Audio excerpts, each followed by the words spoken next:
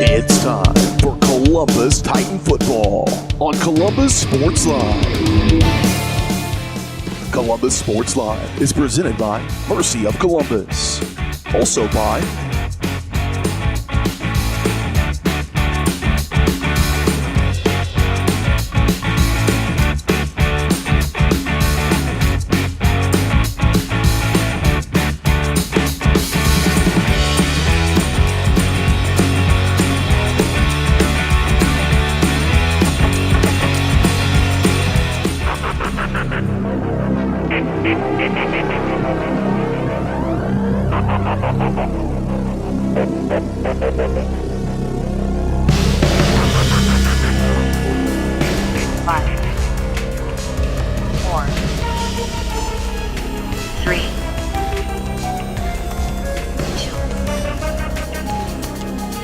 It's time for the Titans on your new home for Columbus High School Athletics, Columbus Sports Live.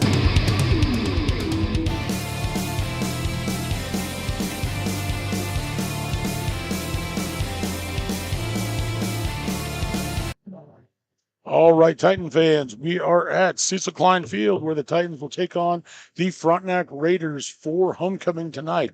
We're going to get into that in a little bit. We will step away for the homecoming festivities. I just want to let you know that Columbus Sports Live is presented by Mercy of Columbus. You don't need to travel for quality, compassionate care with Mercy of Columbus right here. They're local, reliable.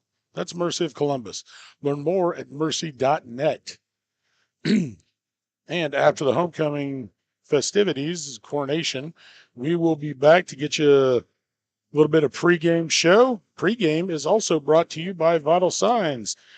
The Titans' execution is vital to their success. At Vital Signs, they know how important execution is. That's why they help you through the entire process from design to installation. You can follow them at facebook.com/Vital Signs Sign Company. Okay, if you can't read it out there, and probably can't, our 4 queen candidates are from left to right. Oop, wrong way. Audrey Saporito, she'll be escorted by Landon Midget. Faith Henry, she'll be escorted by Jake Eddington. Jalen Rodriguez, she'll be escorted by Caden Cox. And Addie Saporito, and she'll be escorted by Caden Saporito. So those are your queen candidates. Ridge Delmont will be escorting last year's queen, which is Lily Looney. I just blanked there for a second. So we'll step away, show you a couple of commercials, and we will be right back. When it comes to your health, there's no need to travel. Mercy Hospital Columbus offers an array of outpatient services such as physical therapy and infusions. Mercy also has private room swing bed services and respite care. The ER is open 24/7 with low wait times. Mercy cardiology physicians can even serve patients here. Choosing a small community hospital allows you to remain close to home while still receiving important medical care. Eliminate unnecessary time and travel by choosing Mercy Hospital Columbus. Having the right branding, graphics, and overall look to your business is vital. Luckily, there's Vital Signs in Columbus. Vital Signs Sign Company has been the 4-state's choice for vibrant, eye-catching signage since 2001. From small stickers and leather patch hats to lighted pole signs, digital signs, banners, and more, Vital Signs takes you from concept to design to installation. Up your graphics and promotion game with Vital Signs. To see more of their work, follow them at facebook.com/Vital Signs Sign Company or call 620-429-3000. Call's service is outstanding in their field, especially for those that are stuck, outstanding in their field. Call's carries a wide selection of farm, industrial, and heavy-duty tires, all from the best brands in the business. And they've got farm service trucks ready to go. Plus, Call's continues to be the place folks go for car and truck tires, repairs, oil changes, and so much more. If you're in the market for new tires in Southeast Kansas, make the right call to Call's Service, 620-724-4121. See more at callservicellc.com.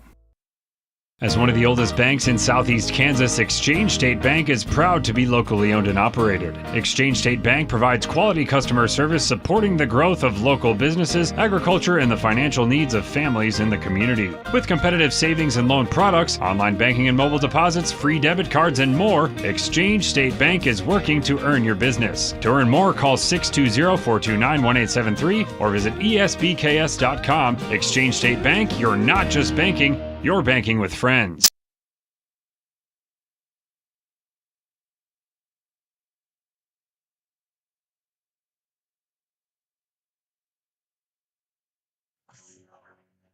Okay, sorry about that, folks, because that was the last commercial. Carson usually runs this, but he's going to be down playing drums, mostly just banging a bass drum, but he could be doing that for the first half, so anything that goes wrong, you'll have to blame me for him.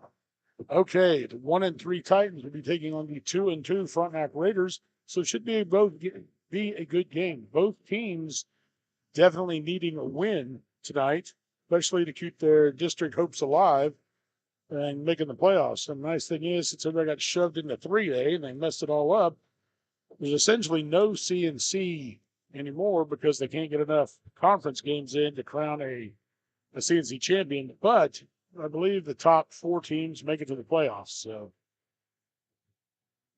you gotta, from here on out, you gotta end up in the top 4. We've still got Colgan, which will be a non-district game, will be a conference game, and then we've got Baxter coming up and Parsons. Baxter lost big to Parsons last week, 45-0 or something like that.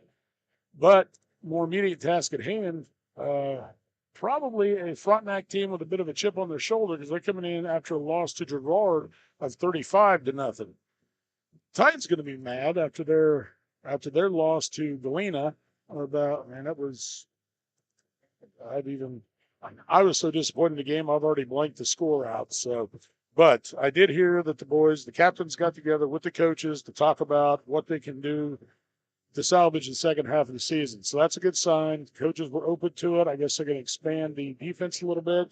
So keys for tonight, Titans are going to have to get that defense working better. They're going to have to make stops. I know Frontenac lost, I think it said 18 seniors off last year's team. So they've had quite the challenge to rebuild that. But they do still have a couple of starters from last year. McGinney's in the backfield. I believe Pyle's a wide receiver. And, well, they did lose 2 pretty good linemen last year. Looks like they filled them in with some not huge guys, but they're all up around 180, 200 pounds, so they'll probably be pretty quick. Let's see. That biggest guy they got's 190, so I'm going to guess they're going to rely on speed. Usually when you have smaller linemen, you try to get to the outside because you can screen, you can turn your guy, you can sucker him inside, and that'll get you the outside where your speed comes into play. Either that or you do a lot of pulling and sweeps and things like that. Typically what you do with smaller linemen, you're not usually a punch it straight ahead, grind it out team unless they really got to work in the weight room and got stronger, just didn't get any bigger, or they've just got really, really good technique. Otherwise, it makes it kind of difficult to do. But we do have an interview with Coach Crane that as soon as I can find, we'll call up. Here it is. So we will be back as soon as the interview is over. Oh, never mind. We're going to step away right now for the homecoming coronation. Queen candidate Aubrey Saporito is the daughter of Chad and Amy Saporito. Aubrey is being escorted by Landon Midget, son of Joey and Candy Midget. Aubrey has been involved in softball, volleyball, Stuco, Leo Club, Spanish Club, and math team 4 years, NHS, Chem Club 3 years, basketball, wrestling, and FCA 2 years. Aubrey's most memorable moment is all the nights after practices going with her friends to eat and watch other teams play. If Aubrey was stranded on a desert island and could bring 3 things, they would be food, TV so she can watch SpongeBob, and a big knife. If Aubrey could wake up in the body of someone else, she would pick her grandpa Buddy, because from the stories he tells, she would like to take part in one of his days. If Aubrey's life was a movie genre, she thinks it would be comedy because she would like to think she's funny. After high school, Aubrey plans to play softball at Crowder College and study pre-optometry. Your queen candidate, Aubrey Saporito.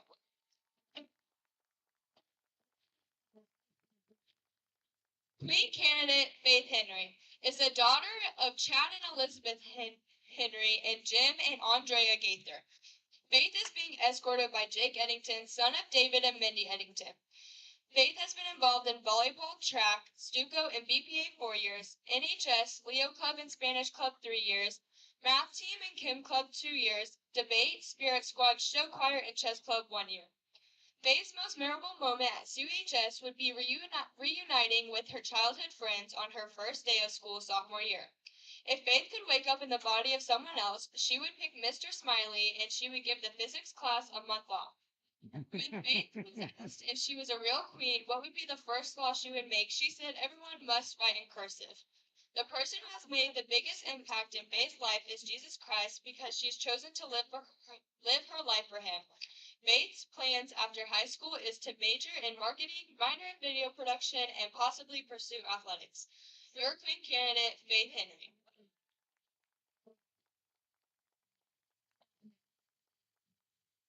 Queen candidate Jalen Rodriguez is the daughter of Kevin and Amanda Rodriguez. Jalen is being escorted by Kaden Cox, son of Justin and Melinda Cox. Jalen has been involved in softball, volleyball, Spanish Club and Leo Club 4 years, Stuco, wrestling, and Chem Club 3 years, and math team 1 year. Jalen's most memorable moment at CUHS was upsetting the state-ranked girl in the blood round at regionals for wrestling, and Papa B shoving tampons in his nose. The biggest impact on Jalen's life is God first and then her dad. He has been her biggest encourager in life. He inspires her to have a positive outlook on everything. If Jalen were stranded on a desert island, the 3 items she chose to take with her was Columbus Nutrition Team, talkies, and her phone. If Jalen could wake up tomorrow in the body of someone else, it would be Bryce Buse because who wouldn't want to look like him, and she would get to make TikToks with Connor Lee. Jalen plans to be a travel nurse for a couple years and finish her degree in nursing at Pitt State. Your queen candidate, Jalen Rodriguez.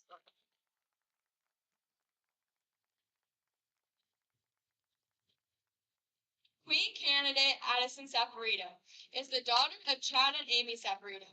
Addison is being escorted by Cade Saporito, son of Clint and Angie Saporito. Addison has been involved in volleyball, wrestling, softball, Spanish Club, Leo Club, Stuco, and FEA 4 years, Kim Club 3 years, NHS 2 years, and basketball 1 year. Addison's most memorable moment at CUHS was last season when we were the talk of every town because our animal noises, or last wrestling season when we won regionals with 8 girls going to state. The energy from her team and fans was unreal. Coach Bowman has made the biggest impact in Addison's life because her freshman year he opened the wrestling room up to girls and shared his love for the sport. Having the opportunity to wrestle and Bowman's enthusiasm has changed her life. Addison's dream job would be a UFC fighter because why not, and a cameraman on live PD to chase bad guys. Addison's plans after high school is to attend Ottawa University to wrestle and get a degree in early childhood education. Your queen candidate, Addison Saporito. Presenting the crown tonight will be the 2021 football homecoming queen, Lily Mooney, daughter of Joe and Kelly Mooney. Lily is currently going to KU and majoring in exercise science. She is being escorted by Rich Delmont, son of Jamie Bolin and Raymond Delmont. The crown bearers this evening are Sawyer and Sutton Studebaker. Sawyer and Sutton are the children of Ryan and Mallory Studebaker. Sutton loves to make art, do gymnastics, and play with her brother. Her favorite princess is Rapunzel. Sawyer loves to ride his bike, go to the lake, and play with his sister. No hurry. Who's gonna make these moments forever?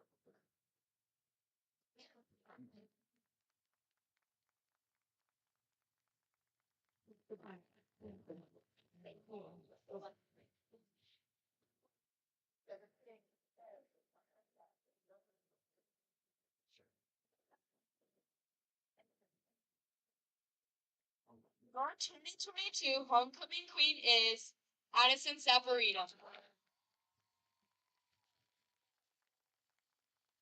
Candidates, please stay on the field for pictures.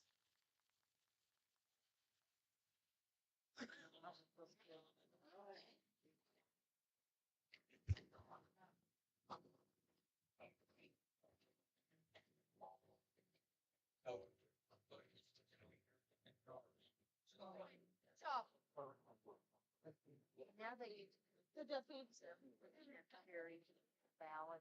That's all. So more Okay, Titan fans, that was your homecoming coronation. Addie Saporito is your homecoming queen, and we are going to step away for just a little bit. We'll be back to bring you an interview with Coach Crane. Whether you're trying to make the most of the next harvest, navigating a changing business landscape, or planning for the next chapter in your life, the professionals at Prime Accounting Solutions are here to help. With 10 locations, Prime Accounting offers convenient, friendly accounting and tax services at a fair price. Payroll, bookkeeping, business planning, personal tax filing, and more. And now Prime is the place to go for insurance. Titan fans can find us at 404B North Grand in Pittsburgh or call 620-232-7305. To find a location near you, go to primeaccounting.net. Roto-Rooter is proud to serve Southeast Kansas, offering sewer and drain cleaning as well as septic and grease trap pumping 24 hours a day, 7 days a week. From toilet clogs to video inspections, sewer line repairs to complete replacements. To make an appointment, call 620-231-5630. That's 620-231-5630. Roto-Rooter, proud to support area high schools and student athletes. See the rad in names and numbers. Having the right branding, graphics, and overall look to your business is vital. Luckily, there's Vital Signs in Columbus. Vital Signs Sign Company has been the four-stage choice for vibrant, eye-catching signage since 2001. From small stickers and leather patch hats to lighted pole signs, digital signs, banners, and more, Vital Signs takes you from concept to design to installation. Up your graphics and promotion game with Vital Signs. To see more of their work, follow them at facebook.com/Vital Signs Sign Company or call 620-429-3000. When it comes to your health, there's no need to travel. Mercy Hospital Columbus offers an array of outpatient services such as physical therapy and infusions. Mercy also has private room swing bed services and respite care. The ER is open 24/7 with low wait times. Mercy cardiology physicians can even serve patients here. Choosing a small community hospital allows you to remain close to home while still receiving important medical care. Eliminate unnecessary time and travel by choosing Mercy Hospital Columbus. Some positives and obviously the negatives that the team took into consideration before this big homecoming match against Frontenac. Well, we're getting better. I know the expectations of this group early were to go undefeated, and that's just not where we are right now. We're 1-3, and we just got to keep digging ourselves out of the hole, game by game, play by play, week by week. That sounds cliche, but that's just where we're at right now. There were a lot of positive things. Our offense looked the best it's looked, I think, Friday. Our defense is close. We really are. We're a missed tackle here or a missed assignment here. We really got to get those missed tackles down. To be honest, we've switched some things up. We're going to put kids in the best position to succeed that we think, and our kids played hard. They didn't quit. And, that's always a positive leaving a game. But, negatives are we got to clean up our missed tackles. So talk about Frontenac for just a minute. The Raiders down a bit this season after losing that big state championship match senior class with, people like Colin McCartney and people like that. But, I've been saying this all season. If anyone's going to rebuild that program, in my opinion, it's going to be Mark Smith. And taking that loss of that big senior class into consideration, how are we going to match up with the Raiders this season? Well, you're right. If anybody's going to have them playing well, it's going to be Mark. I've watched years where in the first game they look incapable of moving a football, and then week 8, week 9 they are just steamrolling people. So him and his coaches do such a great job of just building off each week. And, maybe not starting great, but they're getting better every week. They're 2-2 right now. They lost to Girard last week, but the score doesn't reflect how hard his kids were playing and the type of game that really was early on. They moved the ball against Girard.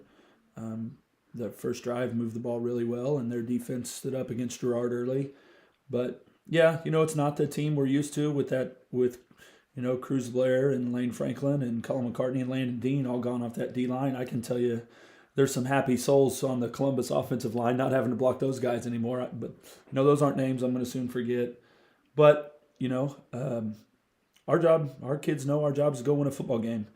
And every week we don't care who's in front of us. We're going to put our best foot forward and let the cards fall where they may. So I don't see tonight being any different. We're going to go out there and, Frontenac's always going to give us a good look. We know each other really well. They know what we're going to do. We know what they're going to do and tendencies. So we're going to see. Hopefully a good game, good crowd, homecoming. So I'm excited for it. Speaking of homecoming, you always like to see those big crowds. You've mentioned before the street people, and sometimes you get the vendors out there, the people on the sidelines, and that huge stand that goes from pretty much goalpost to goalpost. And tonight being homecoming for the Titans, do you think, games at home such as homecoming and senior night might motivate the players a little bit more to get the win, especially when you're facing a CNC team?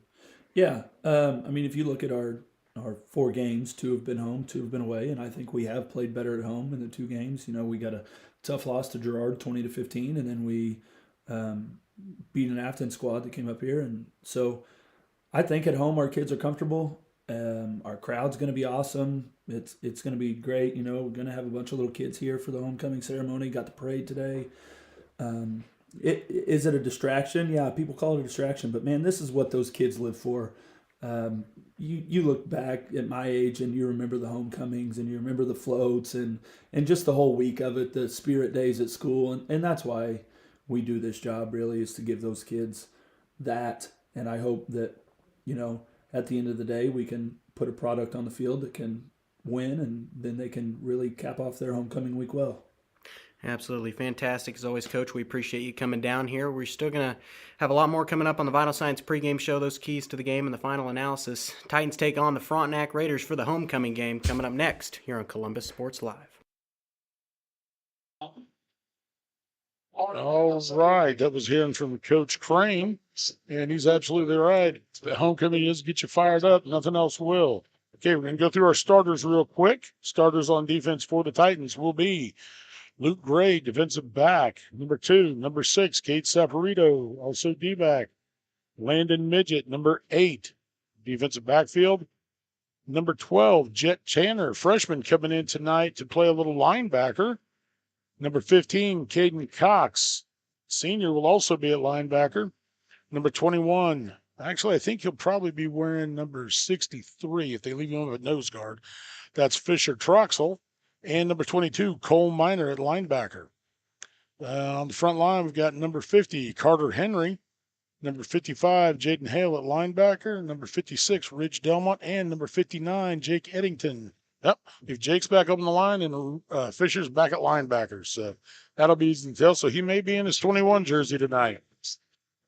Starting on offense for the Frontenac Raiders will be number 7, junior Cal Turlick as quarterback. Number 1, junior Trey Kramer, wide receiver. Number 2, junior Vinny Pyle, wide receiver. Number 14, tight end, senior Dylan Whithewn. Number 22, tailback, senior Mario Mangini. At halfback, number 25, senior Jack Lusker. At center, number 54, junior Jacob Holt. 56, senior right tackle, Brennan Frazier. Left guard, 59, senior Evan Kotzman. Left tackle will be sophomore, number 64, Alonzo Burke. And right guard will be, I assume he's going to be the guard. He's going to be wearing the 78. No, they got him listed 78 and 47. But it'll probably be 78, sophomore Jack Capehart. Those are going to be your starters for tonight's game. Okay. Since I forgot to hit the unmute button earlier and went through my keys to the game, we'll go back to that. Okay, for the Titans, like Coach said, they're going to change up some things on the defense. I know they're going to a 4-man front to complement that 3-5 they've been running. 3-5s are difficult because it doesn't give you a lot of down linemen. 4-man front basically matches up almost even and gives you a chance to get somebody double-teamed to maybe get a linebacker loose. So 4-4 is a really good front. But they've got to execute on it and get in there and make the stops. The Frontenac is just going to be a lot of new guys and a lot of new places because they lost 18 seniors last year at the end of the season. They made a run all the way to the finals before losing, I think, to Andale again. And Andale wins all the time. It's the advantage of being right next door to Wichita. You get the overflow. So Andale won it, but Frontenac made it to the state championship game, so they were runners-up last year. But they lost 18, so they had to reload. So they're going to have to get all those new parts working well. Titans just saying they have to come out and play the way they're capable of. Personally, I would also like to see a little more rollout on offense, a little bit more of the short passing game. And to do that, Brett's got to get those passes up in their hands. A couple of the passes last week in the short passing game were low or actually in the dirt on a couple of them. So got to get up where they can put them. One of the best pass routes in football is a simple slant. You're on the line, you just come right across. I'll aim it over here at the gym and wait for the boys to come out. I still got about 13 minutes to go here. But keys for the game is going to have to be execution, as I tried to say earlier. The captains for the Columbus team had a meeting with the coaches to talk about how to get things back on track, how to get things going. From what I heard through the grapevine, it was a pretty productive meeting. Hopefully a lot of good comes out of it. Hopefully they do well in the second half of the season and turn things around. They still got a chance to make the playoffs since they shoved everybody down into all the small 4As down into 3 and messed everything up. We don't actually have a CNC championship anymore because you can't get enough CNC games with one of your CNC rivals being a 2A, and district starts so early for everybody. So we started district play last week, I believe. Girard, while being a CNC team, is not a district team. They're in a different district, just like with baseball. So, but Galena, Frontenac, Baxter, Parsons, the top 4 do get to go on to the playoffs. So, but right now there are no gimmies. And like I said earlier, Frontenac's going to be hungry off of 35-0 loss to Girard last weekend. So they're going to want to get a little redemption from that. Titans should be fired up simply because it's homecoming and we did not have a good performance last week. Just did not execute the way we needed to. Offense looked pretty good for a while, but just couldn't stick with it. And defense just could not shut down the tandem of, and I can remember it's Little and Turner. So they got to get that out of their heads. One of the problems, they kept trying to tackle high. You got to tackle low. McGinney's 6'2", pretty good size. Not huge, but he's a big back. They're going to have to hit him waist or lower to get him down. You're not going to be able to tackle a guy like that up high, same as they couldn't tackle Little up high. So with that said, we've got about 11:20 to go. We are going to step away for our last pregame commercial. We will be back in about 2 minutes. You're watching Titan football on Columbus Sports Live. Having the right branding, graphics, and overall look to your business is vital. Luckily, there's Vital Signs in Columbus. Vital Signs Sign Company has been the 4-stage choice for vibrant, eye-catching signage since 2001. From small stickers and leather patch hats to lighted pole signs, digital signs, banners, and more, Vital Signs takes you from concept to design to installation. Up your graphics and promotion game with Vital Signs. To see more of their work, follow them at facebook.com/Vital Signs Sign Company or call 620-429-3000.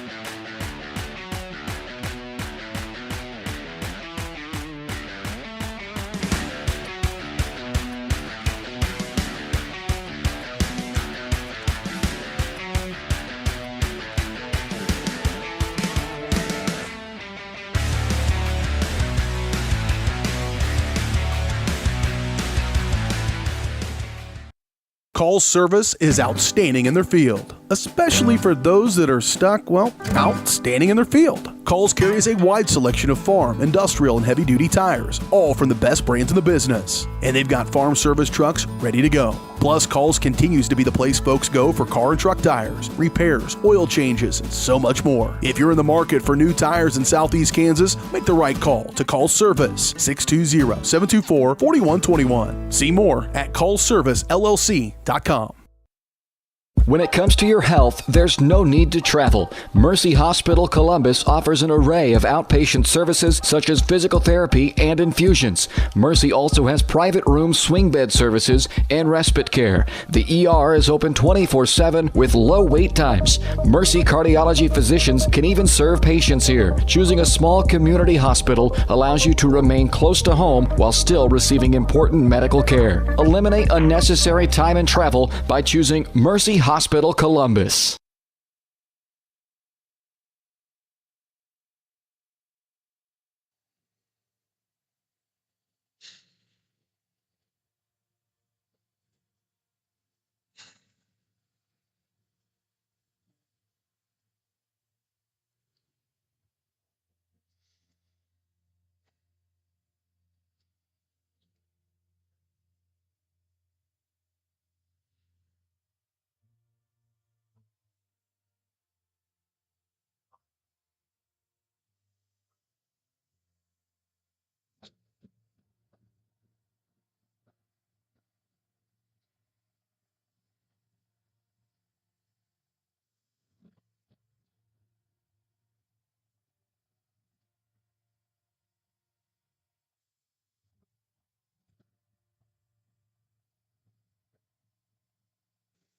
our break there. So,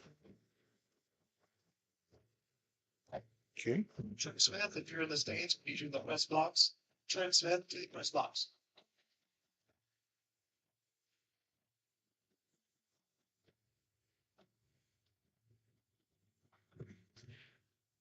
Sure.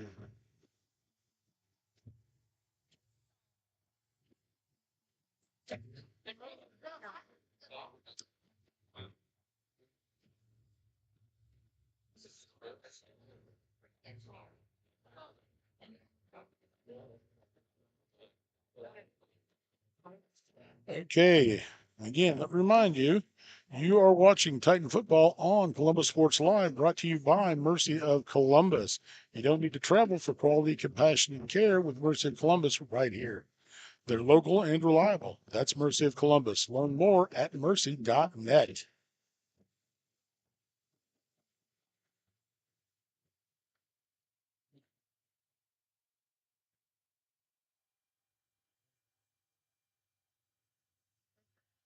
That was kind of a fancy about face. I didn't know it did that. I don't know if that's new or if I just never noticed. And when you put that uniform in, that tight uniform, you're going to come to work. Let's go to work. He made sure they were innocent forever. And they didn't entertain us. They are ready. They don't like to do that.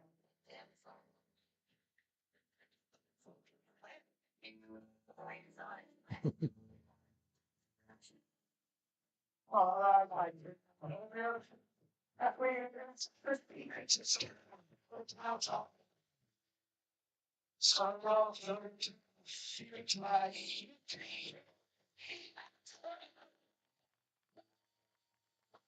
No, the good announcements that come out.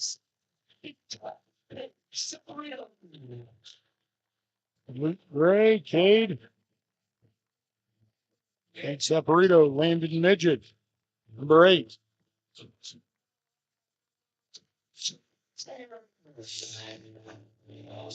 And middle linebacker, number 12, Jet Tanner. Defensive back, number 15, Caden Cox. We're going to have a linebacker and nose guard, so it will be 21. Fisher Troxel. Linebacker, outside linebacker, number 22, Cole Miner. Defensive line, number 50, Carter Henry.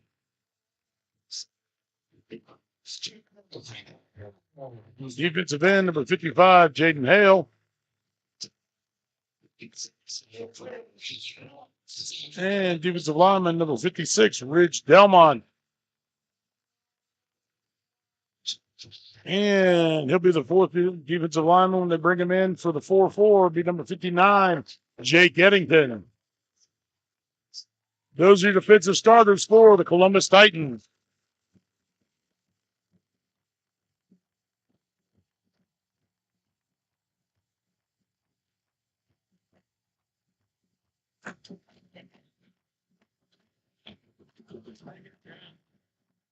Yeah, so we got a pretty good crowd here tonight for homecoming.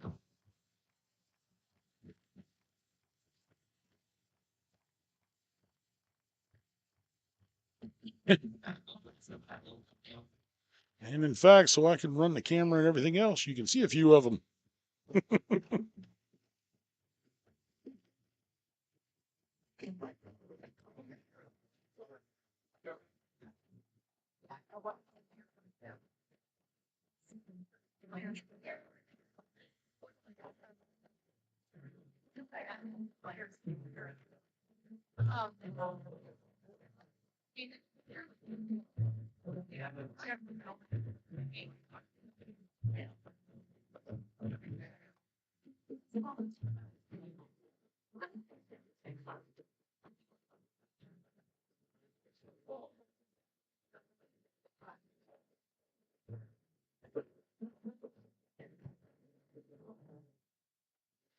Okay, I don't know if they did any of the coin toss beforehand, so we shall see here in just a bit.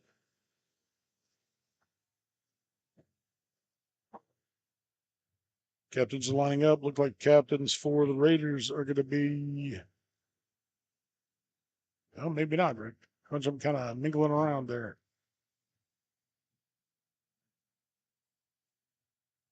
So it's going to be number 22, Guinea. Number 14, Witchune. Number 25, Lusker. Number 25. And number 5. Number 5? Number 46. 6. Okay, senior Lathan Lundberg. And number 22. It kind of threw me there because I thought it was a 5 for a minute, but 5 is a freshman. Freshmen don't usually get named captains. Captains for the Titans are number 59, Jake Eddington, 55, Jaden Hale, number 8, Landon Midget, and number 6, Kate Saporito.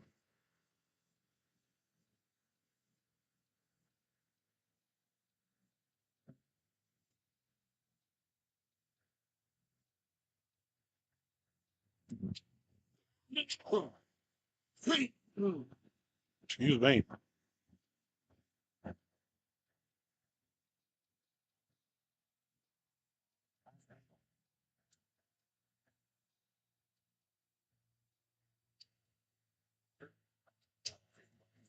Looks like Titans win the toss. They have deferred to the second half. Frontenac will take the ball, and Titans will defend the north end of the field. So we'll get to see that new and improved Titan defense to start things off. Are you still on Berkeley? Or is it on YouTube? Both. Okay, because Shane said he was looking on that Berkeley Sports Club and he couldn't find it, so I didn't know what he had to say. Either one.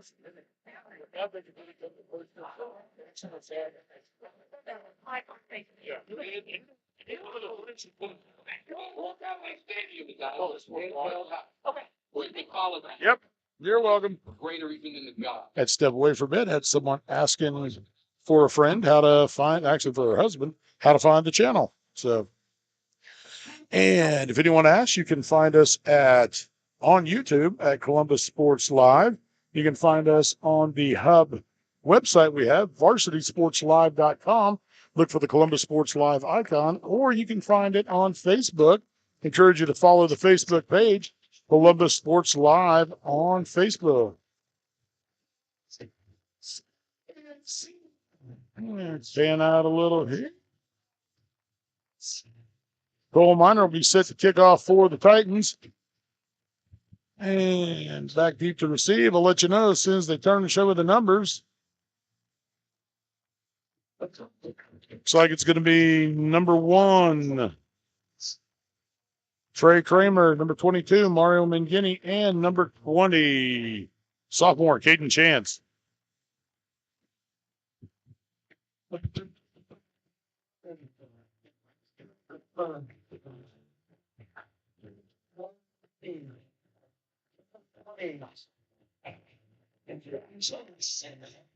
Nope, must be right. Clint got the same thing. Of course, he's looking at the same thing I am, so.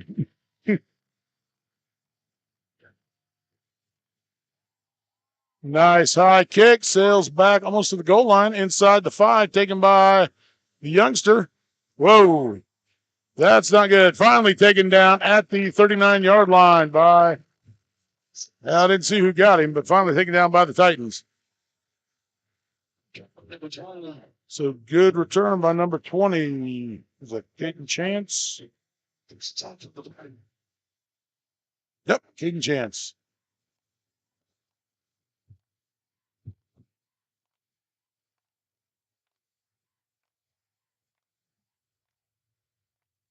Yeah, quarterback starting things off for the Raiders going to be number 7, Cal Turlip. And shotgun, 3 split to the top of your screen. Turlip looks to throw, swings out to Mangini, being chased. Oh, nice shoestring tackle there by 22, Cole Minor. And that's a loss of 3 on the play. That was good defense. Like seeing that. That's a good way to start things off.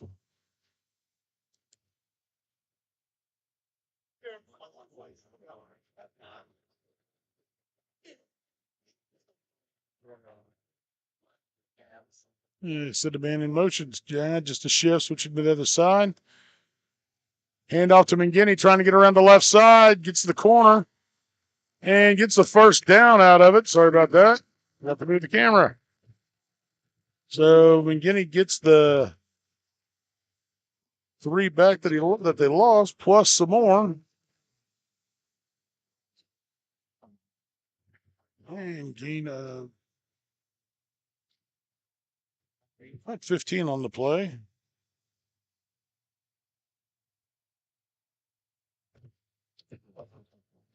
Staying in that shotgun, 2 to the top. Hand off to 25 over the right side. Off tackle was 25. That was Luster. And he's good for another first down. Gets it down to the 36-yard line.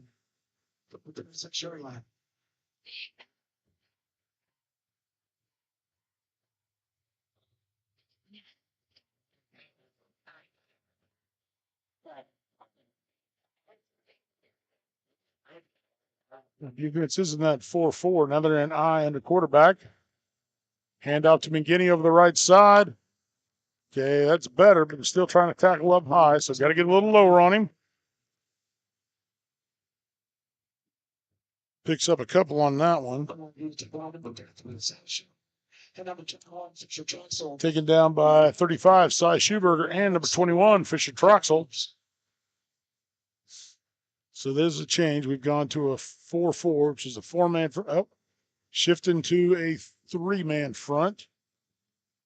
The 3-5 look.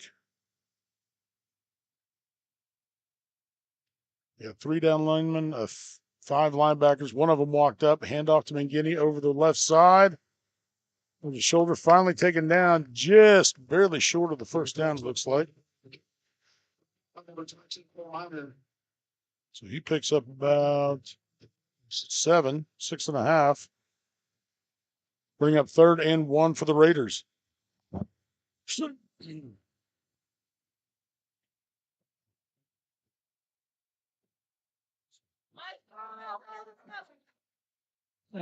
everybody out, leaving 1 in the backfield, going under center now.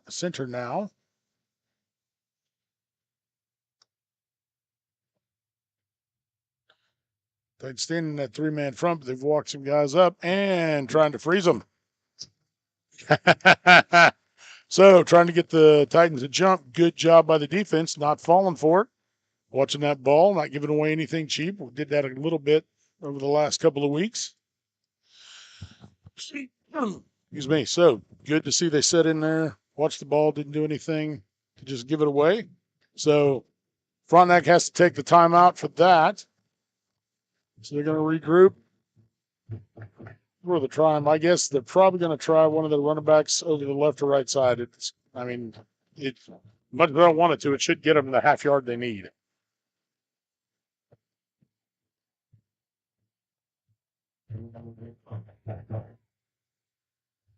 If you just go by what they've been able to do so far on this drive. Wow, that can always change.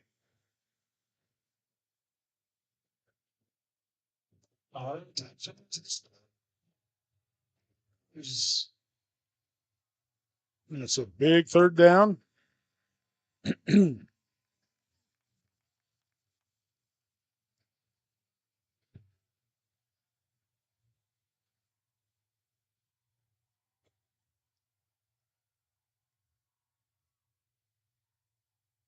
Tight showed blitz, handoff to McGinney over the right side.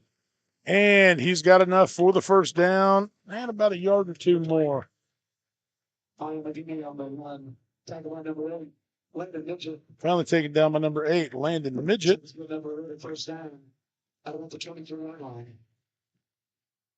And that takes him down to the, looks like 24-yard line.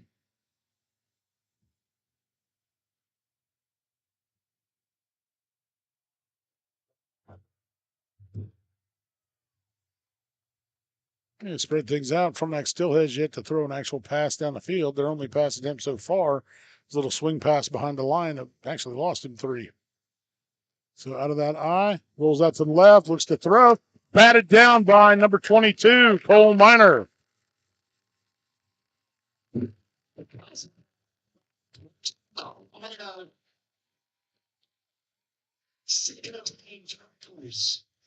it was good timing to think to throw a pass, but bad protection.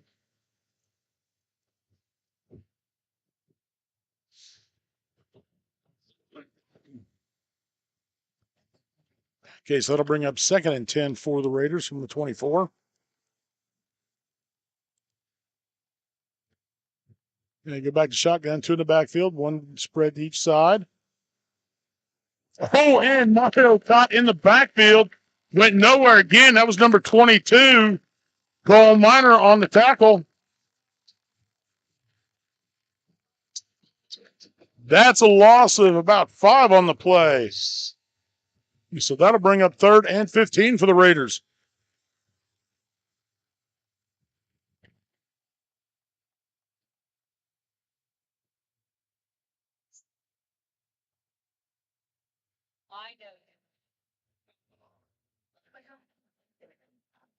So that's certainly good to see. It's another thing I do like seeing. Looks like we're blitzing a little more than we have in the past. Reverse. And Midget's got him. Got him by the neck. He might have got back to 5 yards if they. No, he didn't. Got up to the 29, so that'll bring up 4th and 14, basically. Gain of a yard on that.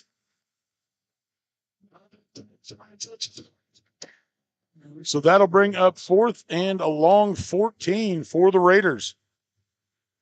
Now, this kind of field position is no point in punting because you put it in the end zone, you get a whopping 9 yards out of it.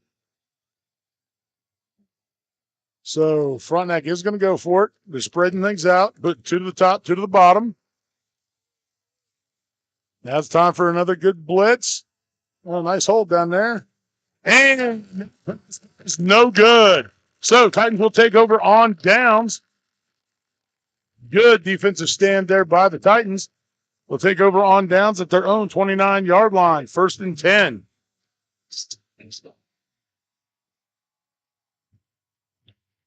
So now we get to see what the Titan offense can do.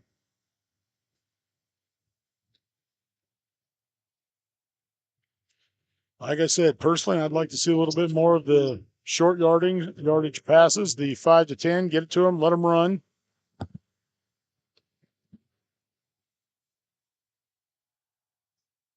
There we go. Nice toss outside to Cade Saprito. He's got the 1st down plus a couple more before he's out of bounds. That's a gain of 13 on the play.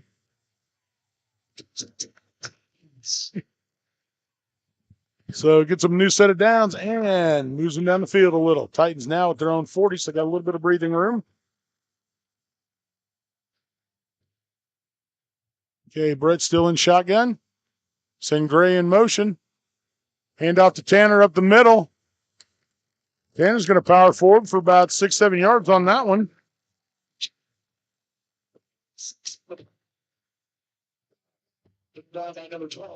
So that's a good way to start as well. I'll bring up 2nd and 4 for the Titans. Oh, I forgot to move the. Sorry.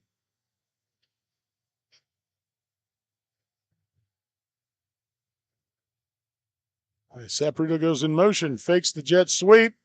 Over the top, headed for. Oh, and just a little long. Sorry about that. Intended for number 80. Chase Midget. I think that's 80.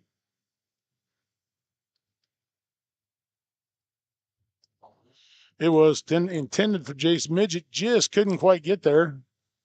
Looks like number 2, Vinny Piles in on the coverage. It was Vinny Pyle, number 2, with the coverage. So that will bring up 3rd and 4 for the Titans.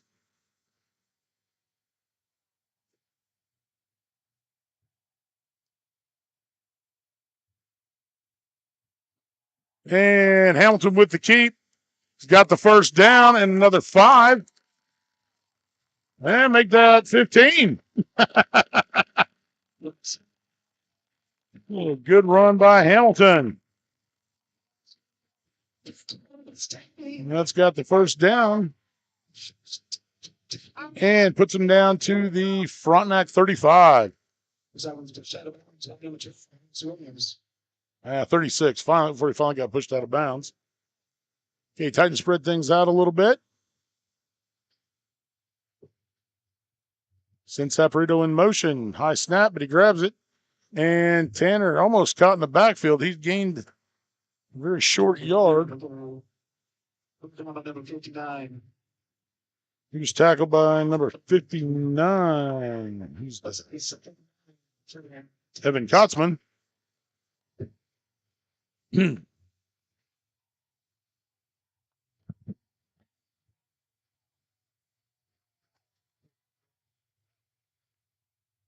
Okay, Titans put 2 to the top of your screen.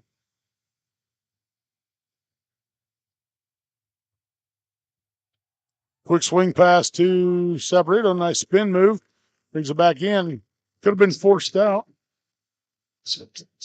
Oh, nope, sorry, that was DeGray.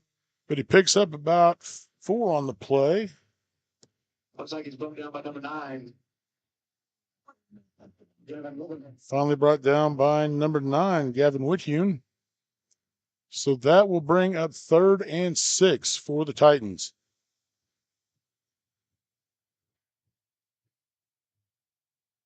And Nate Cook goes in motion. Hamilton straight ahead.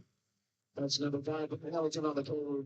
Gets down to the 30-yard line, but he's got to make it to about the 28. Yeah. So now we got 4th, and I guess he's got to get to the 26. Yeah. No, I didn't quite make it to the 30. Brings up 4th and 4 for the Titans. 3:28 to go in the quarter. Hamilton looking to throw. Oh. And Coal Miner had that one, just couldn't hang on to it. So after a good start, Raiders will take over on downs. Hit him in the worst spot, right in the hands. Waiting till 7:45 out the parking lot. Underneath the right tent by the gym. All of those students, those Columbus school district. Wow. So looking at my window forward and to go. Okay, Raiders split 3 at the bottom of your screen. Leave 1 in the backfield, probably to protect. Handoff to him. Tries to make it over the left side. He's mobbed by the Titans there. Looks like a loss of about a yard. Jim Cluster, I don't know. But another 15. You know, looking at the ball, it's not second coming out of runners. That'll bring up 2nd and 10.5.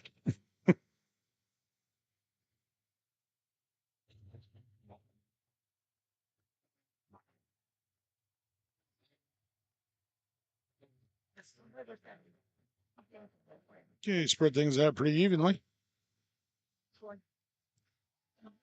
And Turtle looking to throw, being chased by Fisher. And in the grass, taken down. And let's see how they're going to call that, because I don't think there was anybody around where he threw it. So, And there's a flag on the field. So they're going to call intentional grounding. That's the case. That's a 10-yard loss of yardage and loss of the down. Had a little discussion on it.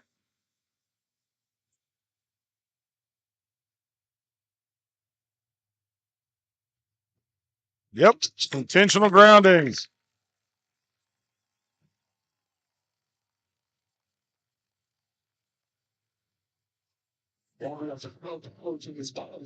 Ooh, that's a take that back. That's a 5-yarder from the spot of the foul. So you get all the distance that Fisher chased him back there, plus an extra 5 yards out of it. So we're going to have to move here. So that brings up 3rd and 25 for the Raiders. I guess 2nd. I guess that was the first down play. No? I think it should be 3rd.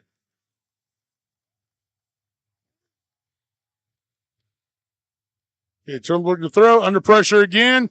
Throws it up. Does get it to one person. Anyways, taken down by Cole Miner for little to no gain.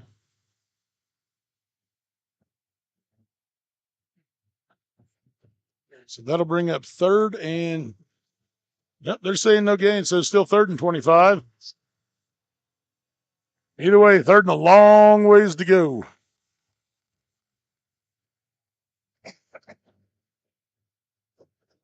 $158 to go in the quarter. Yeah, I was right. That was third. That did move to third. So this is fourth down. So they're going to punt, try to rush everybody on. But as they learned, if offense substitute, defense gets to substitute. Ask OU about that one. Cost them a play last week against K-State.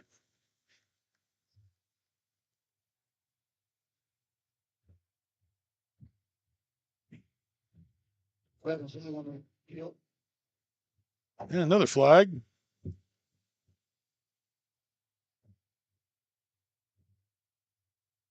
I'm going to tell you in a certain what this is about, but referee's over talking to Coach Smith.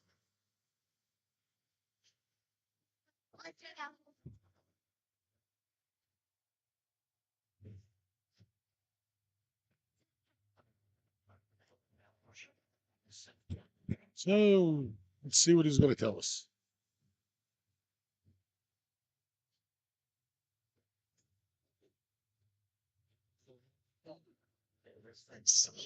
Sideline warning. So no foul, but a warning to the sideline on the Raiders.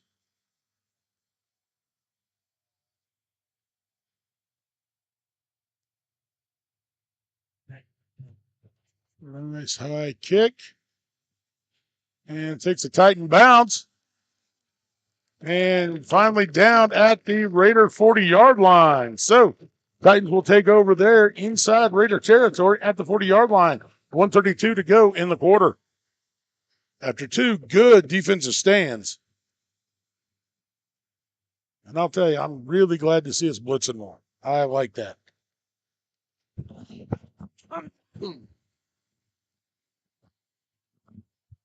I like blitzes. They cause problems for offense. They do good things for your team. Okay, Titans with two split to the top. Send Jasmine Tanner out in motion. Nate Cook over the left side gets the first down, plus about 7 more.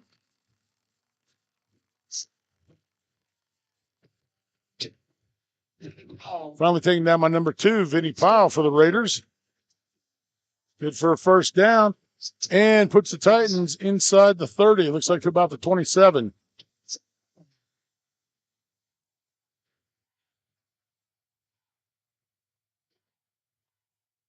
Tries to 2 of the bottom of the screen. Comes to look at the pass. Underneath, again, low at 1 hops to Landon. Got to get a little bit of air into that thing. Got to hit him in the numbers.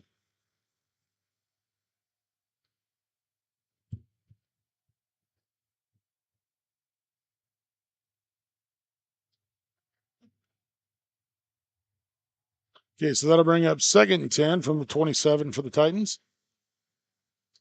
Again, to the bottom of your screen. Hand up Nate Cook. Ball pops up. Looks like it is grabbed by the Raiders. Looks like it might have been grabbed by number 2, Vinny Pyle. So Raiders get the ball back on a fumble.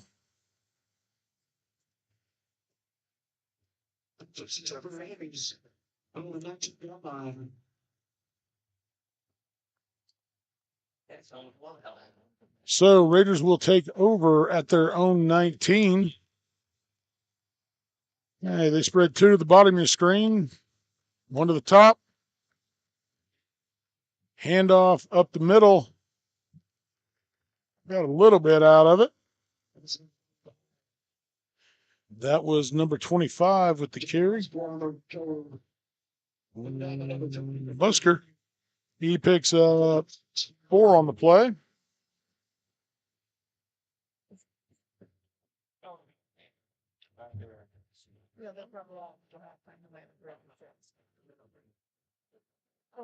Again, 2 to the bottom of the screen. Keep McGinney in the backfield. Shift 14 over to the left side. Double shift. Motion, actually. McGinney over the left side.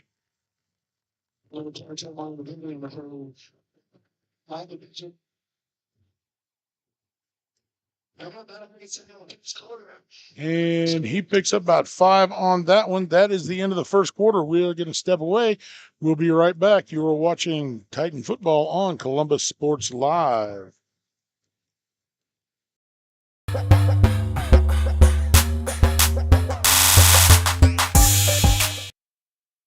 When it comes to your health, there's no need to travel. Mercy Hospital Columbus offers an array of outpatient services such as physical therapy and infusions. Mercy also has private room swing bed services and respite care. The ER is open 24/7 with low wait times. Mercy cardiology physicians can even serve patients here. Choosing a small community hospital allows you to remain close to home while still receiving important medical care. Eliminate unnecessary time and travel by choosing Mercy Hospital Columbus.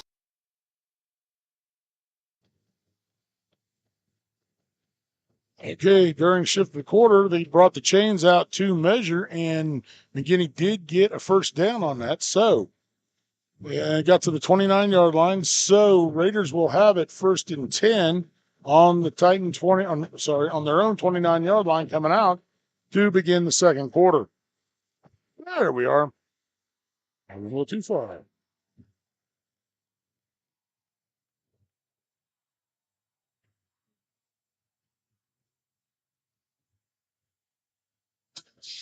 So, scoreless through the first quarter. We got a pretty good game going here. Like I said, you've got a couple of hungry teams. Titans want to try and get back on a winning path, and Raiders want to break that 500 mark they're at, especially after that loss 35-0 to Girard last week. Okay, Raiders split 3 to the bottom of the screen. Handoff up the middle goes to Lusker. And looks like he gets it up to about the 34.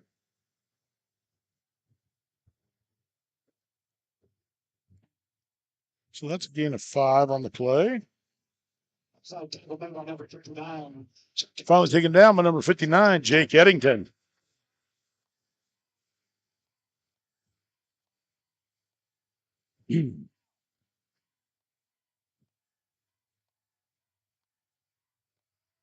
Okay, again, sticking with that, trips to the bottom formation. The option.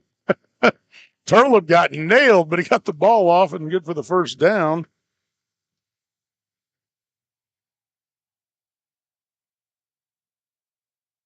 I'm not sure who carried that.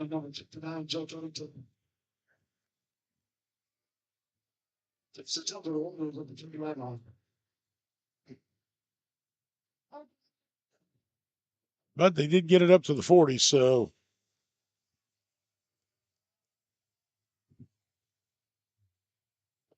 Again, spread things out. Sticking with the run, though. That was Lusker. Tried to, over the right side, tried to go back to the left. Yeah, he was taken down by number 56, Ridge Delmont. And it looks like that was for no gain. So that'll bring up 2nd and 10 for the Raiders.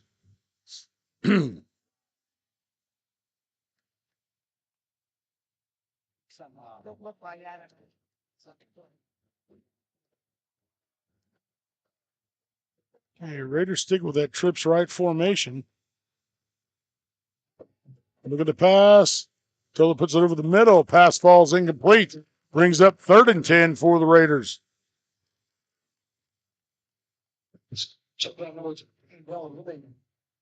Pass intended for number 14. Where's he at? Dylan Whitune. So that brings up 3rd and 10 for the Raiders.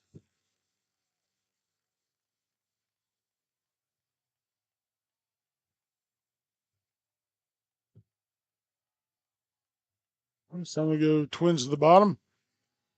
Turtle pulling out, looking to pass, throws back across the field to a wide open Whitune. And Luke Gray trips him up, but not until he gets a big gain down to the Titan 15. That goes to number 14, Dylan Whitune.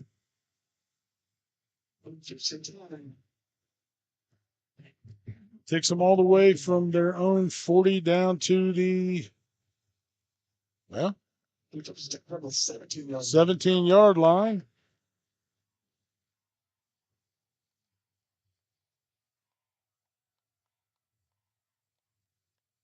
What a 43-yard pass play. Mangini over the left side. Actually, around the left side. It's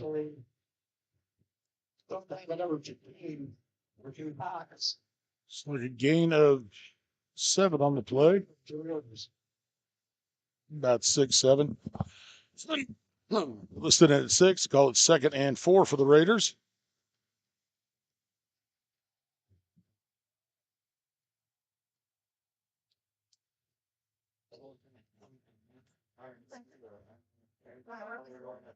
Yeah, that one goes up the middle. It's a little bit of yardage out of it. That was number 7, Turlip with the carry.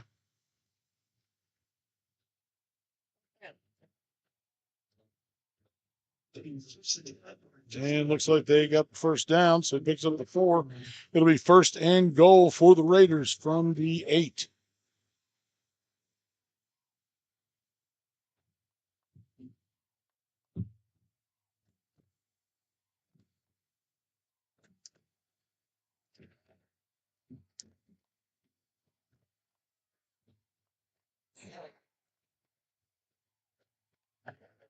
Looked like the Raiders could try and pull their way in, but I don't think that went anywhere. Well, it did get it, but it got blown back.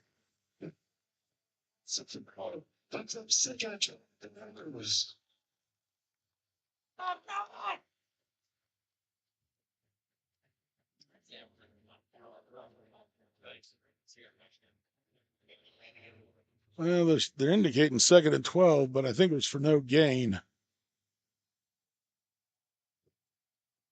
Still looks like they're on about the 8-yard line to me. Hand out to Mangini over the right side, trying to power his way forward. Finally brought down by Brett Hamilton.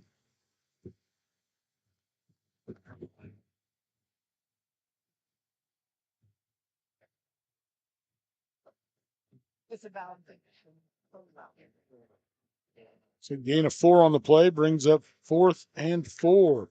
4th and goal from the 4. Or 3rd. Spread everybody out. Well, I can't get the receiver on. I can't get Pyle on the camera. Hand up over the left side to Mangini. And looks like he did not make it. Brought down by number 8, Landon Midget. But he is close. Picked up 3 on that one. So it's going to be 4th and goal from the 1. You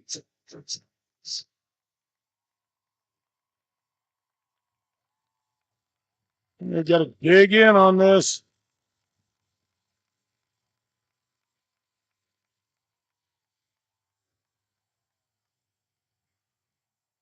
McGinney falls across the line for the touchdown.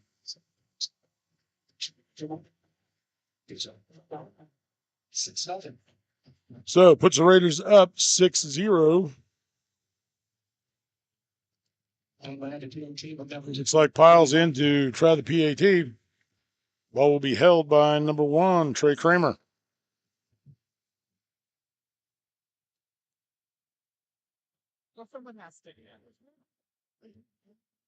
Up and good. So with 6:18 to go, or 19 to go in the first half, Raiders finally get on the board, 7-0 over the Titans.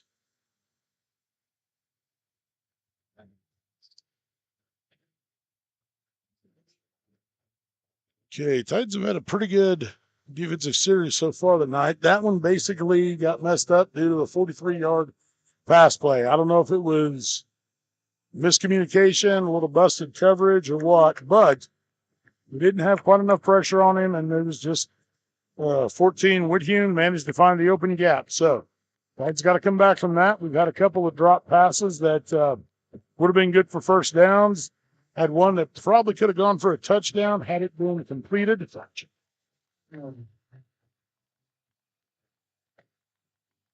Okay, back deep to receive for the Titans. Number 6, Kate Saporito, and number 40, Nate Cook.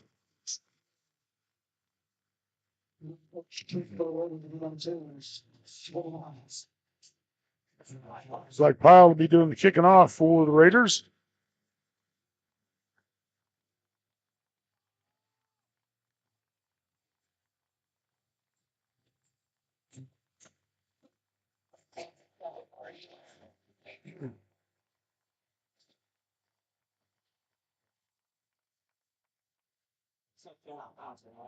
And they'll take it by Nate Cook. Brings it up to just across the 30. And that's where the Titans will take over. 1st and 10. 6:13 to go in the quarter. Or in the half, actually. Okay, we step away for halftime. We will bring you the band performance. And then we'll be back with our halftime show brought to you by Crossland Construction Company. And I will scramble to do a little math and have some halftime stats for you. Okay, Titans of 2 split to the bottom. Hand out to Tanner over the right side. Gets caught in the backfield. Dropped for a loss of, it's like about 3, I'd say. Up 1. Good.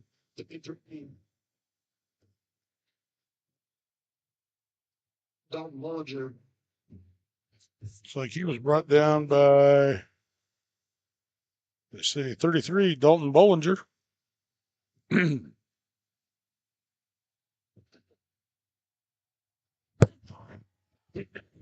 Excuse me. Yeah, Hamilton back to pass. Under a little pressure, trying to get out of it. Gets out of it. Those are to his outlet. Jace, midget. But gain of a couple, gain of 3.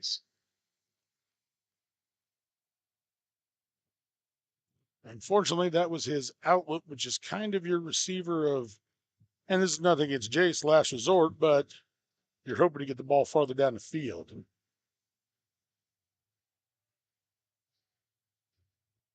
So Titans with 2 split to the bottom of the screen. Hamilton looking to throw. See again, Jason at the bottom of your screens, your outlet. And ball picked off by Pyle. Sails a little long. On return, nice hold on Midget. Jason, that is. And Pyle brings it back to the Titan 40. No, 30.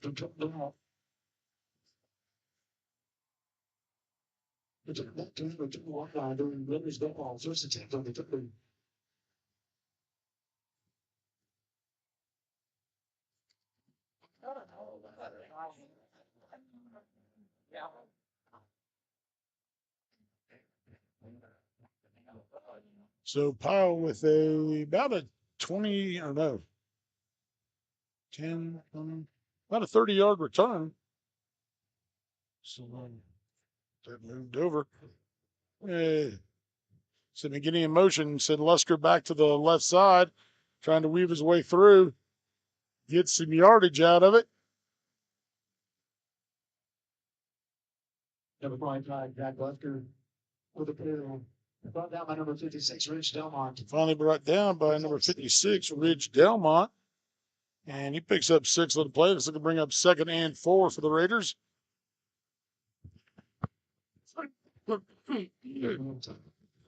And we have a timeout on the field. We're watching Titan football on Columbus Sports Live.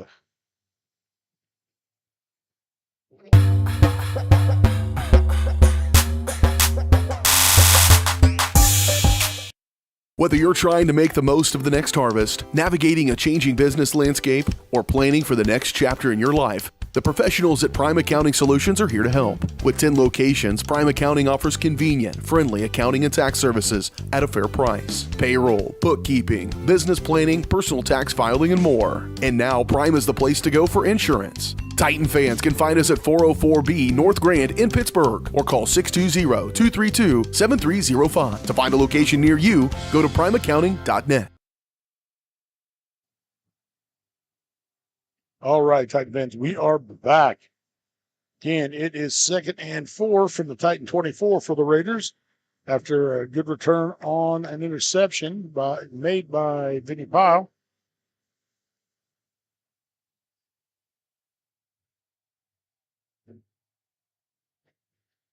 Okay, Raiders again split 2 to the bottom of your screen and an I formation otherwise.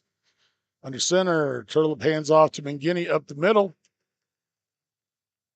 Number 22, Marlon McGinney on the parade. Been done by number 2, Cy Schubert. Brought down by number 35, Cy Schuberger, but not before he picked up the 4 yards he needed.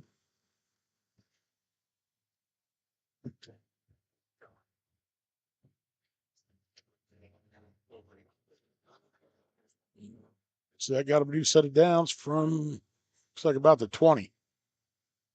Again, 2 to the bottom of your screen. Phillip hands off to McGinney, goes around the left side. That's number 9. They mark him. On the carry. Chased out of bounds by number 22, Cole Miner. Chased out by Cole Miner. Looks like he gained about 2 on the yard, on the run. 2 on the yard. 2 yards on the run. There we go. You already put that over.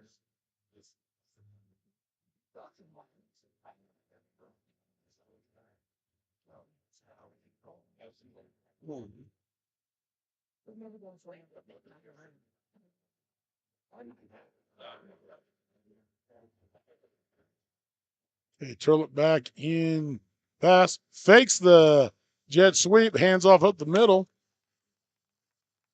That's number 25. to Lusker. That's number 12, Tanner, the initial top tag. That was Tanner with the tackle. Jet, that is. Looks like he picked up 3 on the play. Brings up 3rd and 7 for the Raiders.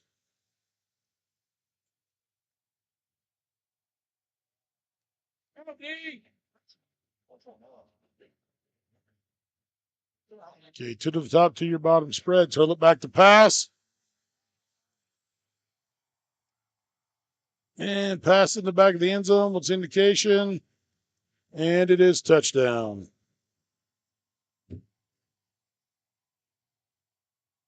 Touchdown Hooters. Not sure who caught that.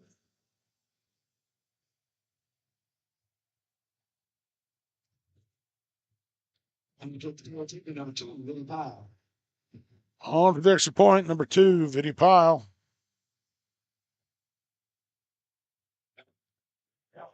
Man, that was blocked.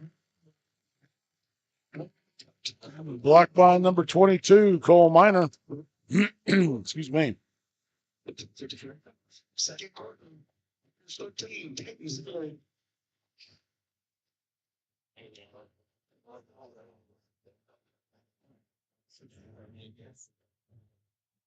Okay, so 2:53 to go in the half. Raiders lead 13-0 over the Titans.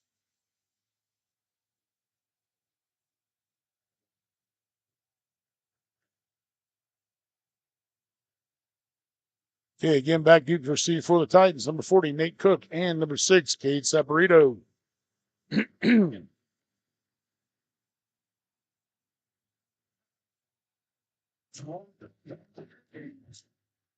And I don't know if this is a typical kickoff return, but it looks like they might have a hands team in with Landon Midget, Brandon Stice, Jason Midget's on the other side, just in case there's an onside kick or something.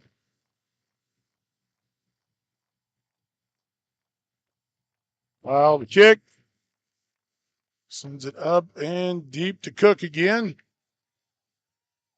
He's trying to get to the bottom of your screen. Makes a nice cut. And he's got a little room. It's a nice little move, and he gets it up to about the 47-yard line. So good return by Nate Cook. Titans will take over there. Guy on the far side's marking with the 46. Either way, it's still a good return. Titans have got to go on a nice little drive here. They've had the ball one time for about 3 plays in the second quarter. So time to put something together.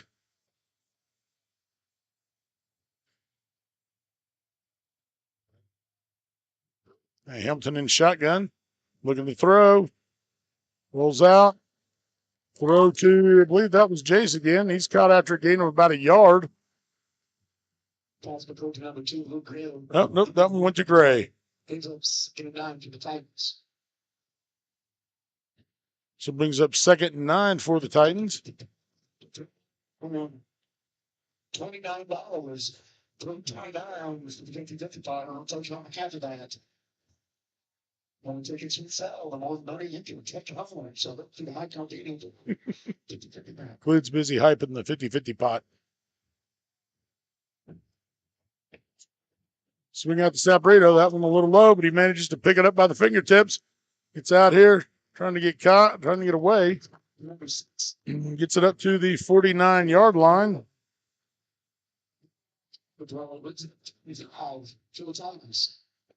So that'll make it 3rd and 5 for the Titans.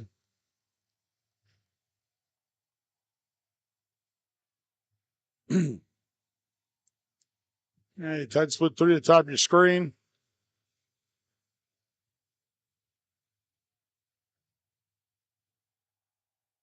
Pressure coming in. Hamilton gets stripped, and Raiders grab the ball at the 49-yard line. The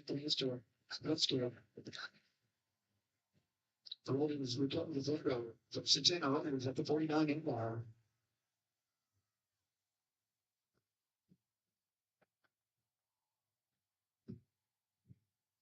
So 1:20 to go in the half. Raiders take over the Titan 49.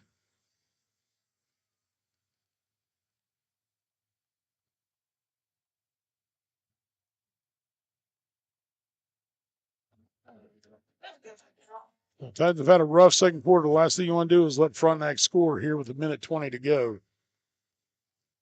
McGinney in motion. Back to throw, intended for Pyle. And he caught it. Sorry. I didn't pan, but he caught it. Caught it at about the 15, got down to inside the 10. Coverage by Luke Gray. It was a nice pass in Luke's defense. He had pretty good coverage on him. Apparently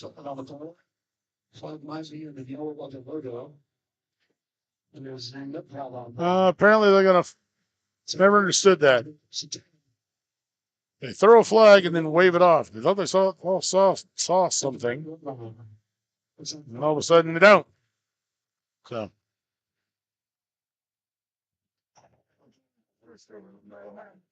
Just outside 10 lots of you fix the 10. First and 10 from just barely outside the 10. Hand off to McGinney up the middle. Jake Eddington. One on the play.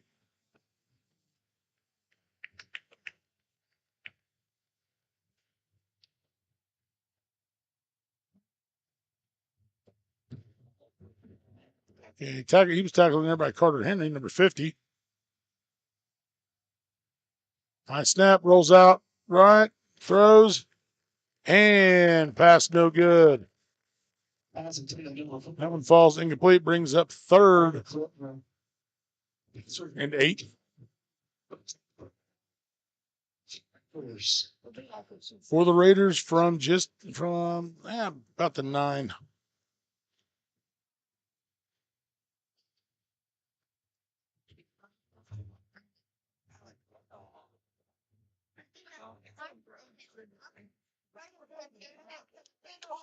The Raiders spread things out again. Sid McGinney in motion. Fake the jet sweep. Turtle it back to pass. Throws that one into the corner. And that one's complete for the touchdown.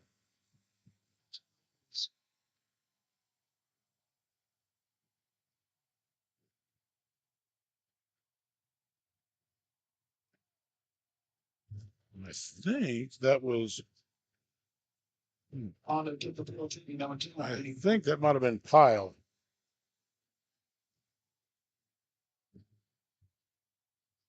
And Pyle on to kick the extra point. And blocked again by number 22. So, score 21.9 seconds to go in the half. Raiders 19, Columbus 0. Not the way you wanted to go. First quarter was very good for the Titans. Second quarter has been pretty rough.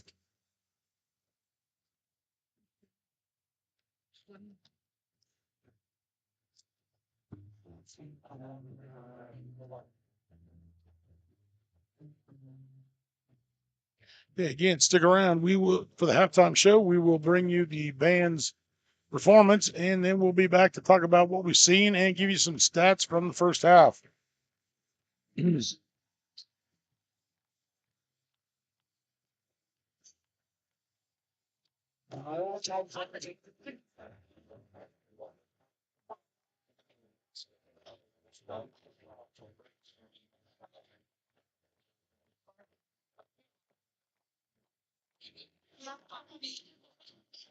Okay, pile on to kick for the kickoff.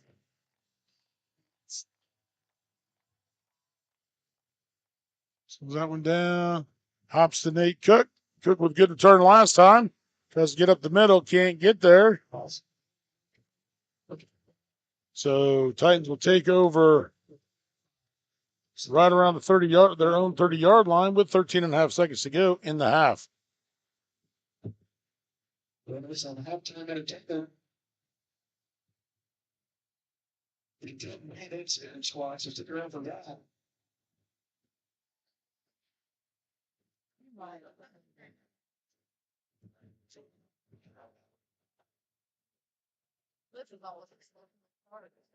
Hamilton in shotgun, looking to throw. Gets it to Landon Midget. Can't get out of bounds. They're going to burn a timeout. And we are not. Oh, finally got it stopped. That was good for a first down, but it should stop a little sooner than that. But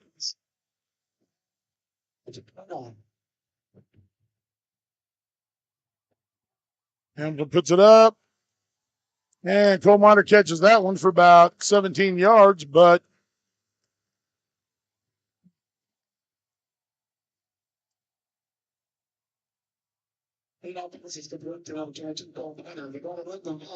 and that will end the half. As I said, we will show you the band's performance here at halftime. Let me pan out so we can try and get them all here on this homecoming night. And then we will be back with the halftime show brought to you by Crossland Construction. Your career awaits with Crossland Construction. You can start with Crossland right out of high school with their intern and apprenticeship programs. And you can learn more at crossland.com/careers.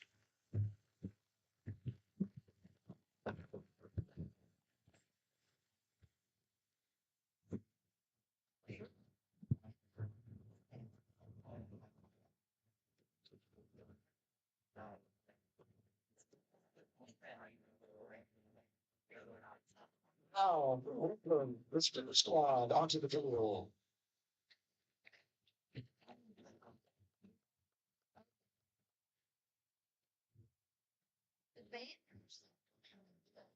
Tonight, this with Avery, Trading Comedian,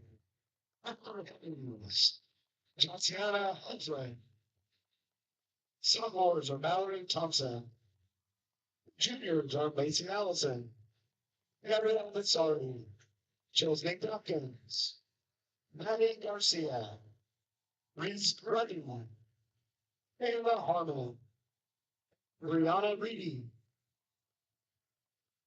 and your seniors are Allen, Nate Allen, Anna Coverly, Frontenac and Honey.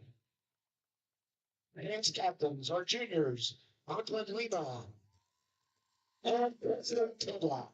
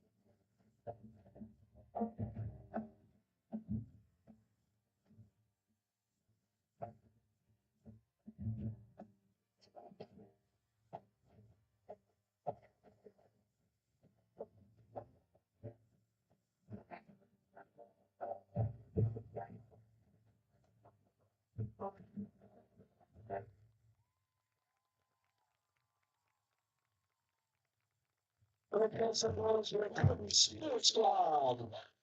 Everything one that's not one tonight.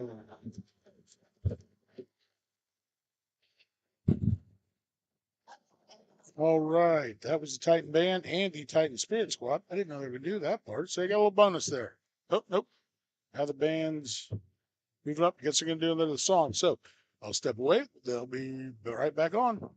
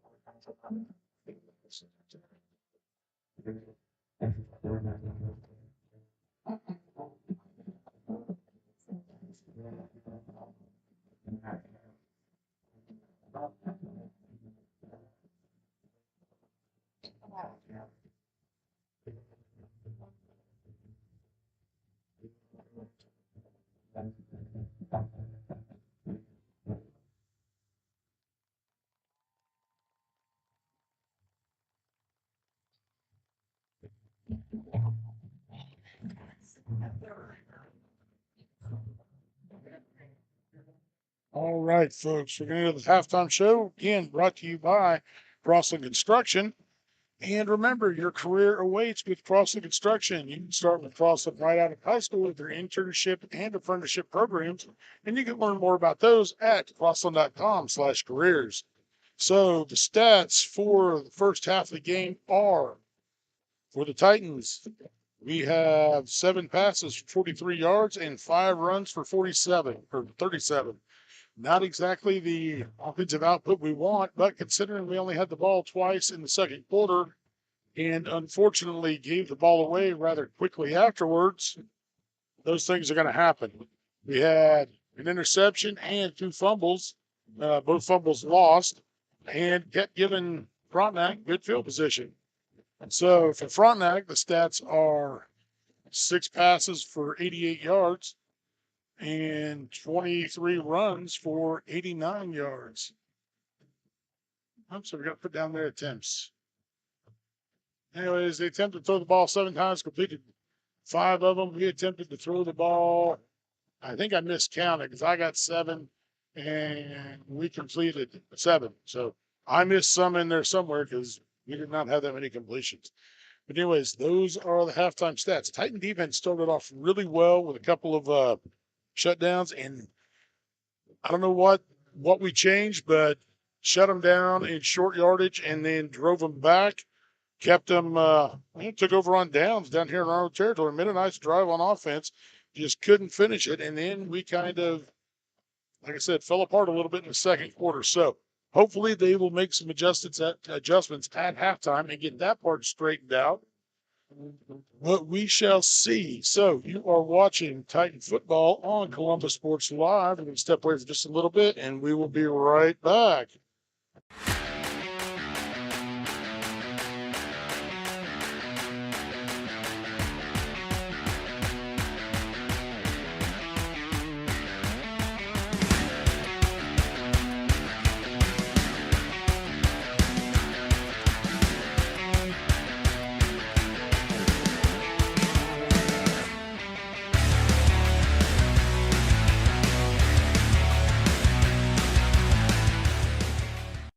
Call service is outstanding in their field, especially for those that are stuck, outstanding in their field. Calls carries a wide selection of farm, industrial, and heavy-duty tires, all from the best brands in the business. And they've got farm service trucks ready to go. Plus, Calls continues to be the place folks go for car and truck tires, repairs, oil changes, and so much more. If you're in the market for new tires in Southeast Kansas, make the right call to Call Service, 620-724-4121. See more at callservicellc.com.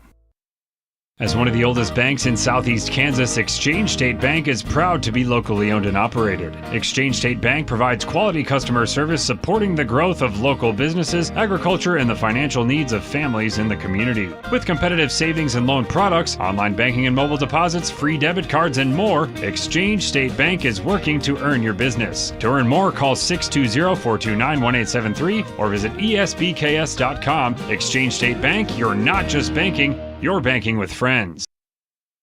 Everybody can make something because I think everyone has a spark of creativity. And the reason that I have to keep making is because I don't think my life would be as fulfilling without it. If you make things yourself, that means you're not cowering in fear. You're out there taking chances. That, I think, is my way of saying I love you to the world. All right, now I want to hear why you make. Share your own Why I Make story today. Visit whyimake.org. When it comes to your health, there's no need to travel. Mercy Hospital Columbus offers an array of outpatient services such as physical therapy and infusions. Mercy also has private room swing bed services and respite care. The ER is open 24/7 with low wait times. Mercy cardiology physicians can even serve patients here. Choosing a small community hospital allows you to remain close to home while still receiving important medical care. Eliminate unnecessary time and travel by choosing Mercy Hospital Columbus. Number one, obviously, is safety. We definitely call 811 to find out if there are any buried lines, fiber optic, whether it be telephone or pipeline or anything. Don't take a chance. Don't think you know and say, well, I don't remember anything being put in there. call 811 and make sure that that's identified, that there isn't something there before you make that crossing. Because in the end, we want everybody going home. All right, Titan fans, we are back to Cecil Klein Field, getting ready for the second half of the Titans versus Frontenac Raiders game here. Titans had a rough second quarter and went down 19-0 to the Raiders off of 3 turnovers, 2 fumbles, and an interception. And let me get over here, this show warming up. Give you something to look at other than just a green field. So Titans got a hill to climb up here this second half. Just to let you know what's coming up on the schedule. Next Friday, we will be in Pittsburgh where the Titans will take on the Colgan Panthers. And on the 11th of October, Carson and I won't be there, but we will be broadcasting the Titans soccer team from Fort Scott. Now, the nice part is that Varsity Sports Live, our parent company, has a couple of guys who actually know soccer. So they know it. They're good at it. They're good at calling it. And as we all know, I didn't know anything about basketball other than put the ball in the hoop. Well, that's pretty much where my knowledge of soccer is. Don't use your hands, put the ball in the net. So if you want to watch some soccer, that will be coming up on October 11th. And then on the 14th, the week after that, we will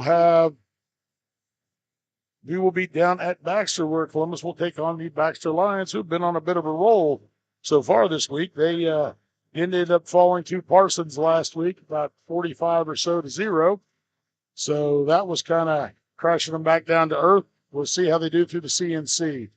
The teams that we're playing are a little smaller than the rest of the CNC teams, so we'll see how that goes for them. But hopefully, right now, we just got to take care of business here. Titans got to get back onto the positive track here. One, definitely eliminate the turnovers. I mean, those will kill you right there every time. And it's not often a team can have 3 turnovers that the other team scores on and then pull it out. But, hey, they can score 19 and a half. We can score 19 and a half easy. And really about the only major highlight we've had for the Titans tonight is the fact that Cole Minor has blocked 2 of the PATs, which is why it is 19 instead of 21. And he had a nice catch for about 17 yards here to end the first half. So we're going to step away for just a little bit, and we will be back to bring you the second half kickoff. Trying to make the most of the next harvest, navigating a changing business landscape, or planning for the next chapter in your life, the professionals at Prime Accounting Solutions are here to help. With 10 locations, Prime Accounting offers convenient, friendly accounting and tax services at a fair price. Payroll, bookkeeping, business planning, personal tax filing, and more. And now Prime is the place to go for insurance. Titan fans can find us at 404B North Grand in Pittsburgh or call 620-232-7305. To find a location near you, go to primeaccounting.net. I used to drive an ambulance as an EMT, and I've always tried to be a safe driver. If people knew what I know, lives could be saved. In my car, if I see a truck or bus taking a turn, I know to take my time. When big vehicles turn right, they may swing wide to make the turn. If you try to sneak in, well, it's a lesson you'd rather not learn the hard way. When trucks and buses turn, let's you and I wait. It's our roads, it's our safety. Well, they put the 3 minutes. Everybody's warmed up and ready to go. They don't need the 3 minutes back up there, so kind of threw me.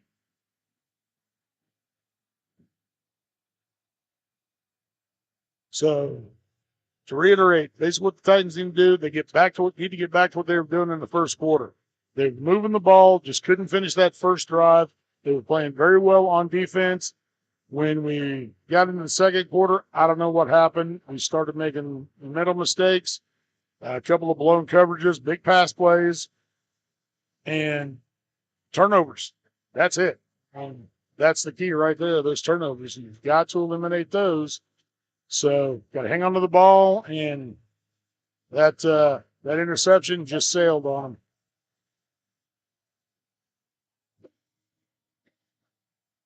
But they did start opening it up a little bit more with a little bit of the underneath stuff. A little too far underneath because had to throw to the outlet receivers, but get into that 5 to 10 to 15-yard range, get those guys clicking in there. And I think this offense can come alive and get something done. But that defense has got to kick back up and get some stops for them. Otherwise, it's going to be a long night.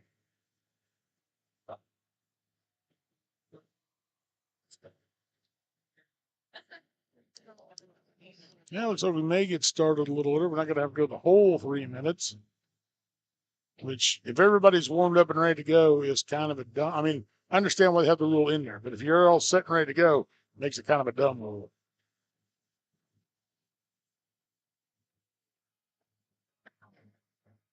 But if it's a Acacia thing, they've made other errors in the past. We'll just leave it at that.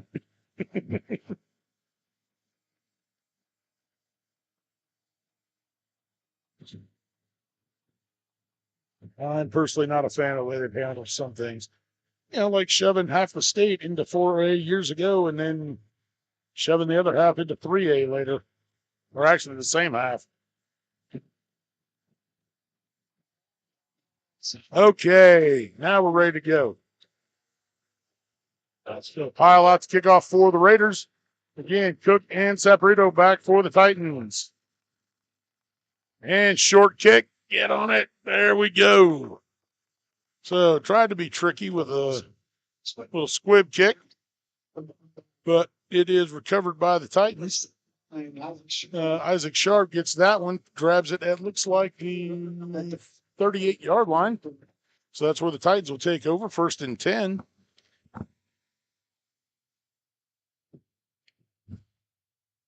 So let's see what adjustments we've made. Okay, Titans split, one to the top, one to the bottom. Hamilton with the keeper up the middle. Net driven back. Tackle by number 14. Tackle by number 14, Whithume. Picks up 1.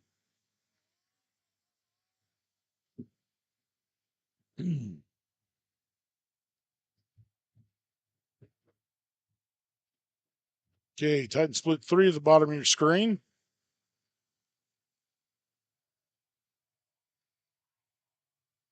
And Frontenac showing blitz. Hamilton with the keep over the right side. It's coming on outside.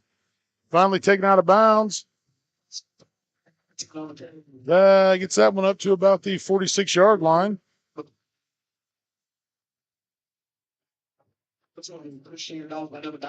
The 47.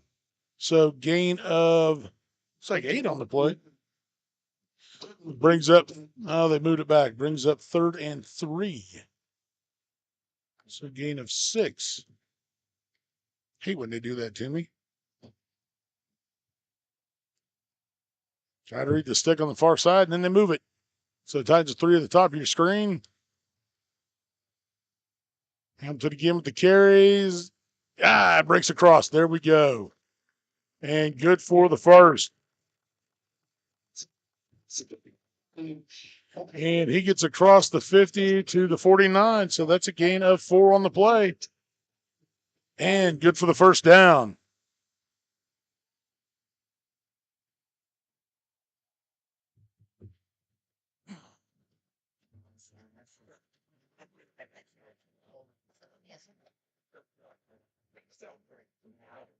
Hey, Ted's a 2 to the bottom, 1 to the top. Actually, 3, my bad. 3 to the bottom. Hamilton looking to throw, puts it up. And way over the head of. Sorry, I got to follow that. Anyway, it's intended for number 22, Cole Minor. Number 22, Cole Mario Mangini with the coverage. Get all these 22s confused. So that will bring up 2nd and 10 for the Titans from the Raider 49.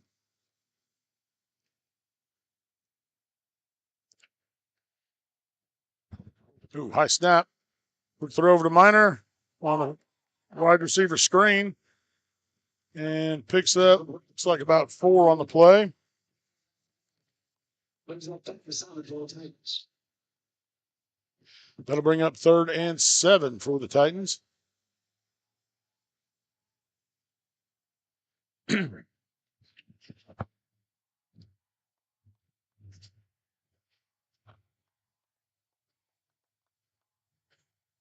Okay, Titans are 3 at the top of the screen. Monitor to the bottom. Again, high snap. Quarterback's receiver screen over to number 2, Luke Gray. Number 2, on the ball. Gains about 5 on that one. Treatments on the Titans. So that's going to bring up 4th and about 3.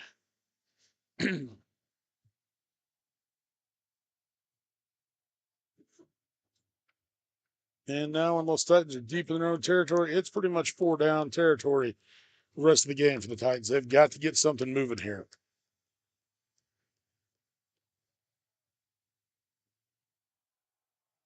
And Hamilton with the carry goes over the right side, picks up the 1st down and then some.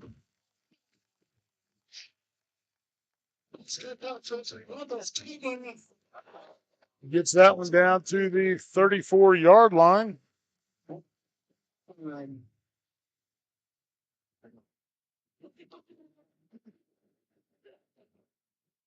Say roughly gain a 6 on that one. And a new set of downs. That's the important thing.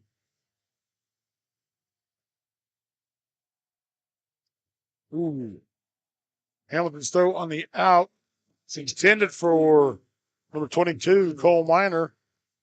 Falls outside. Number 9, what's his name? Gavin with him on the coverage. Gavin Whithune with the coverage.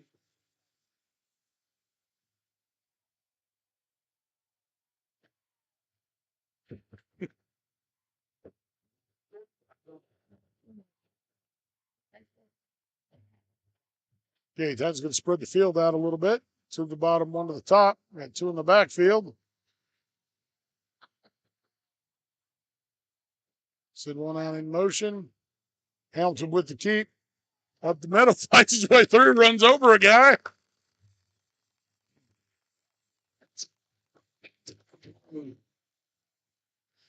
And let's see where he got to.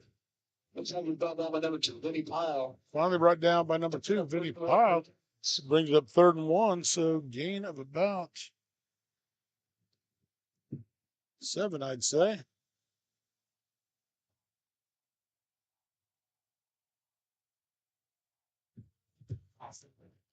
And again, Titans spreading things.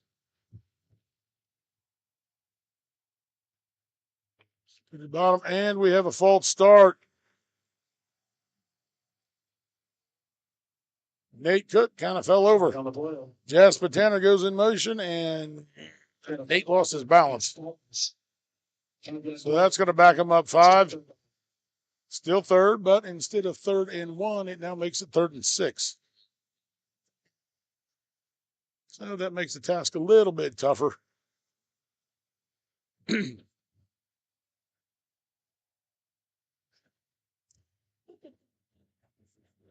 So it looks like Jace Midget came out. Cade Saporito goes back in.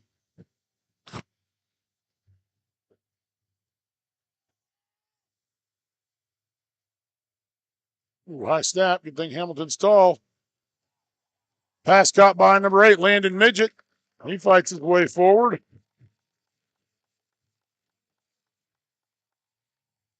And that's good for a Titan 1st down. Fine. Gets it down to the 16.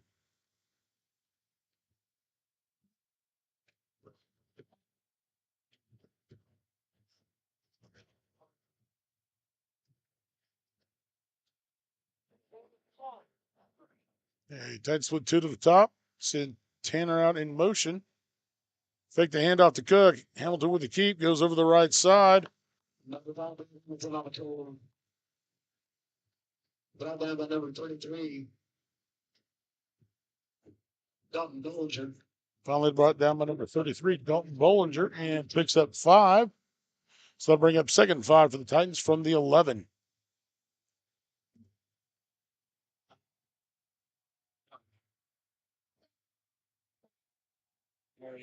Hamilton throws to Midget. Settles down in that pocket. That's the kind of toss you want to see.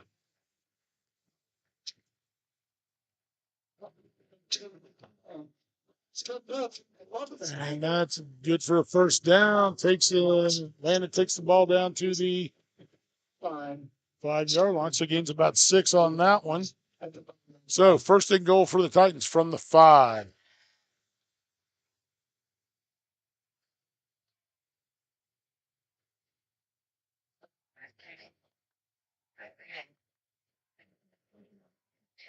Hamilton with a keeper and gets his way in.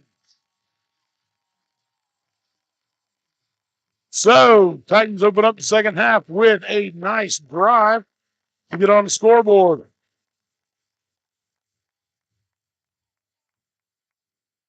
It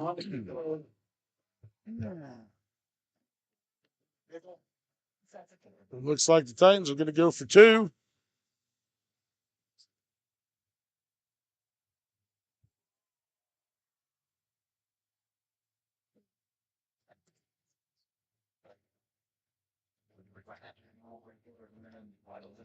Titans said to go for 2, spread things out a little bit. Sing Gray in motion, jet sweeper on the left side, and got a flag on the play. I'm going to guess out there a hold.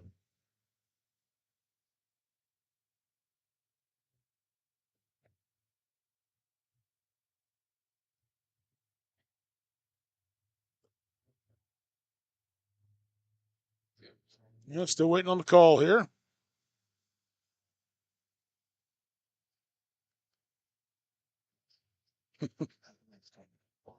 Titans are signaling he got in.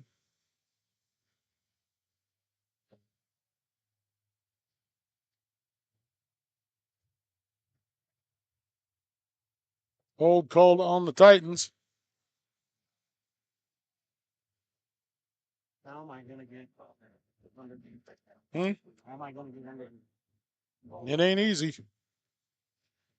Carson's asking how he's going to get under the table here. Said it ain't easy. Okay. Yeah, you got here just in time for the hold on the 2-point conversion. Oh, did we just score? We did. That's why it says 6 on the score. Yeah, better start to the third quarter than what that first half was. Well, the first quarter was good. Second one's where everything fell apart. Yeah. So, after backing up 10 yards, the 2-point attempt will now be from the 13.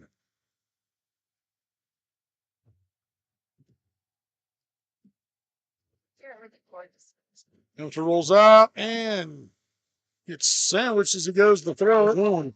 But it is good. That was impressive. That was very nice. Is that Landon came down with it? Yep. Yep. That figures. Well. Yeah, you want to run the computer or the camera? I'll do the computer. That figures. Hey, I'll have to run the camera the next 2 games, so. Oh, boo-hoo. And throughout all basketball and baseball season, okay? I get a break. Baseball, the camera barely moves. Fair enough, but that doesn't work against my point, or that doesn't work for my point, so. No. Baseball doesn't move. You can't argue volleyball either. I could if I wanted to. The camera doesn't move for it either. So, no, you can't. Well, I'm moving up to a more comfortable seat. Ooh. So much better than aluminum bench. That's fair enough. Now it's going to be harder to keep the stats. Oh, well. That thing kept turning off, but it only killed that. I'm going to say it's the HDMI cord. We'll have to figure that out.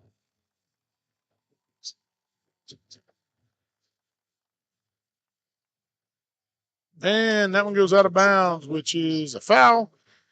So it goes out at the 30. I believe they'll get it at the 35. Nope. I forgot in our notes it says that we're supposed to take a break after the score. Oh, well. We'll get it next time. Oops. Oh, well. Hopefully we'll get it next time. Now the Titans are on the board. And only down by 11. So there you go.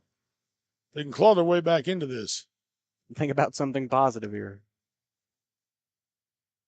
It was out there. It's never taken around the 50-yard line. Okay, ready to take it around the 30. It's awfully good of them. Yeah.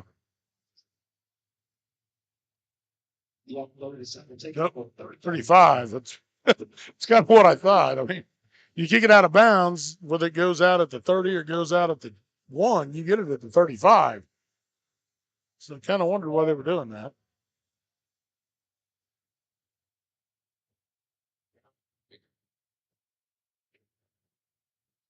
And Titans did a good job burning off the clock. It took about half the quarter to do that.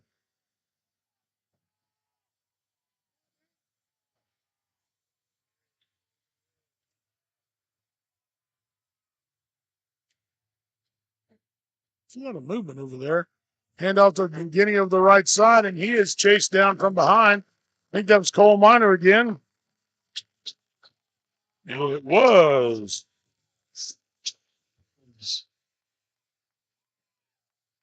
So that's a good way to start.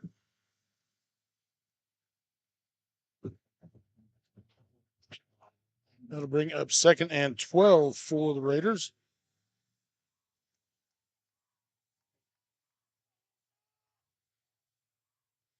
Okay, 2 split to the bottom. Center man in motion. Jet sweep. He's caught in the backfield. Tries to turn it up. Can't get anywhere. That's McGinney again. And I'm just going to say 0 on that play. No yardage on it. That'll bring up 3rd and 11 for the Raiders. What are you doing? I'm just making sure everything looks good. Oh, okay. Well, I haven't gotten any complaints. I'd say everything looked good to me. I haven't gotten any nasty text yet. Okay. Raiders split 2 to the right. Top of your screen. Turtle looking to throw. They're going to call Jaden Hale for that. He was nowhere close to that, and I think it was incidental myself. Flag on the board. But again, I'm biased, so. Although the Titan crowd does not agree. You could argue they're also biased. They are biased, but some of them, including yourself, are knowledgeable as well. Maybe a little more so. Can I ask what the shovel's for? I don't know. To bury the Raiders? Dig in, bury the Raiders, go to work. Some of them have brought out, sometimes they brought out sledgehammers in the past, so which means time to go to work. There you go. But apparently someone's mom down there wants them to watch the hold and movement. I'm usually not bad at recognizing the voice. I have no idea who that one was. That was McGinney, excuse me, again over the right side. Picks up about half a yard. Oh, sorry, that was 25, Lusker. And looks like we have a Titan down. So we're going to go ahead and step away for a little bit. You're watching Titan football on Columbus Sports Live, although it just looks like it's a cramp, so that's good.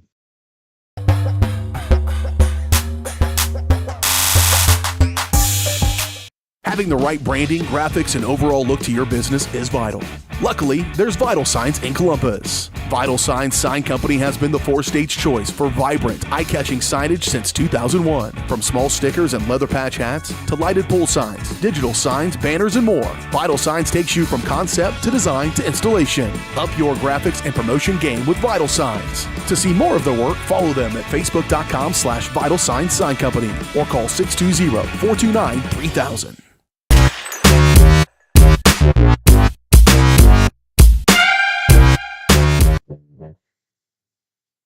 Okay, we're back, still stretching them on the field. And it looks like it's a calf. Yep. Can't really tell who it is, though. No, we can't. Waterboy needs to bring some of that water up here. My mouth is very dry. So that long performance, that long... You played 2 songs. Yeah, and I had to stand out here in that hot uniform for An hour. You poor thing. I know. You believe the sincerity of my sympathy, right? Yeah. Let's get Ridge around over Well, Ridge Delmont's, but he's up walking off, so that's good to see. Made a little limp. Now it's mostly gone. Yeah, just got to walk it off, jog a little bit, get some water in you, get that Yeah. cramp going. That's the biggie. Get the water in. I still laugh that we got a fire truck with a ladder that high, and the biggest building in town is 3 stories, other than the elevators. Yeah. But hey, Whatever gets the job done. it makes a very nice flagpole. Yeah, there you go. Okay, Raiders try and keep a few in the backfield. Hand off to McGinney, tries to weave his way through, picks up about a yard before he gets nailed. Once again, that's number 22 on the beginning on the carry. Talk about number 12. So that'll bring up 3rd and maybe 8. Did the pregame interview get played? Yes. All right. Hey, I pretty much followed the script entirely except for that take a break after scores. That, mostly because I didn't know that and it wasn't written down. I'll write it down. We'll put a little sticky note right here. Well, now I'll remember. Okay, 3rd and 8 for the Raiders. Tulip rolling out, looking to pass, puts it up. Oh. And our receiver, or our D-back falls down, and second, we can't get him.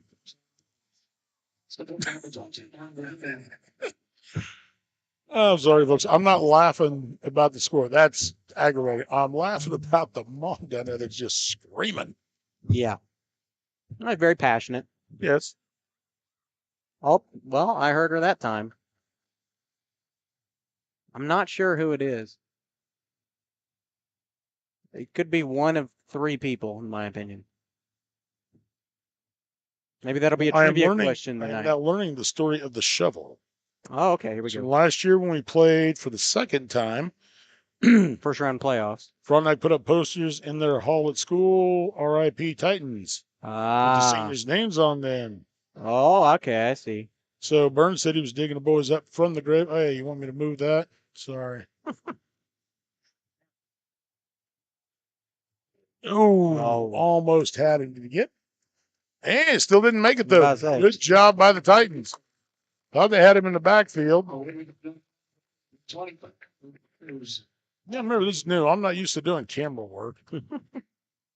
Okay, so Burns said he was digging the boys up from the grave.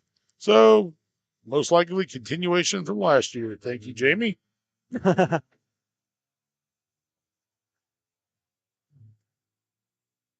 So now we know. We all learned something. Now we know we got to take a break after each score. Which you didn't do. Well, you're the one talking. I was giving information. Well, too late now. We're trying, I promise. You didn't have to see who scored that, did you? I was too focused on the buried story.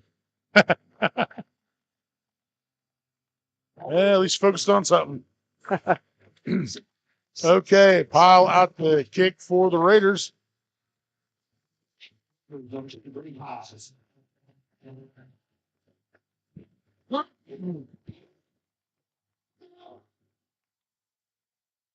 A sky kick over to the left. Oh. I think that one was grabbed by Cy, maybe. That's number 21, Fisher Troxel. Nope, Fisher Troxel on the grab.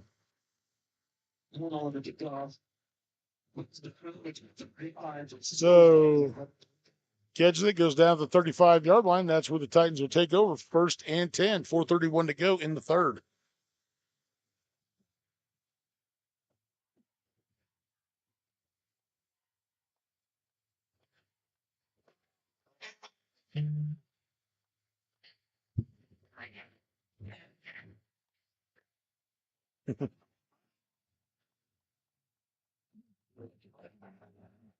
Okay, Hamilton back to throw, puts it up for. Almost sorry, pass intercepted intended there. for Landon Midget, almost intercepted. Close.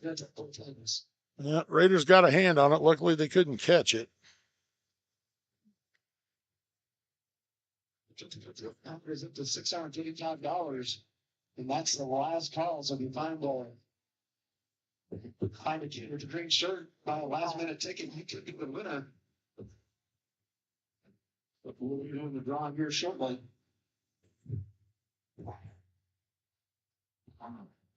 Okay, Titans keeping things in tight. Jet sweep around the right side to Kate Saprito. Makes a nice cut. Picks up a couple on that one. Flag on the play. Number 16. Got a flag on the play.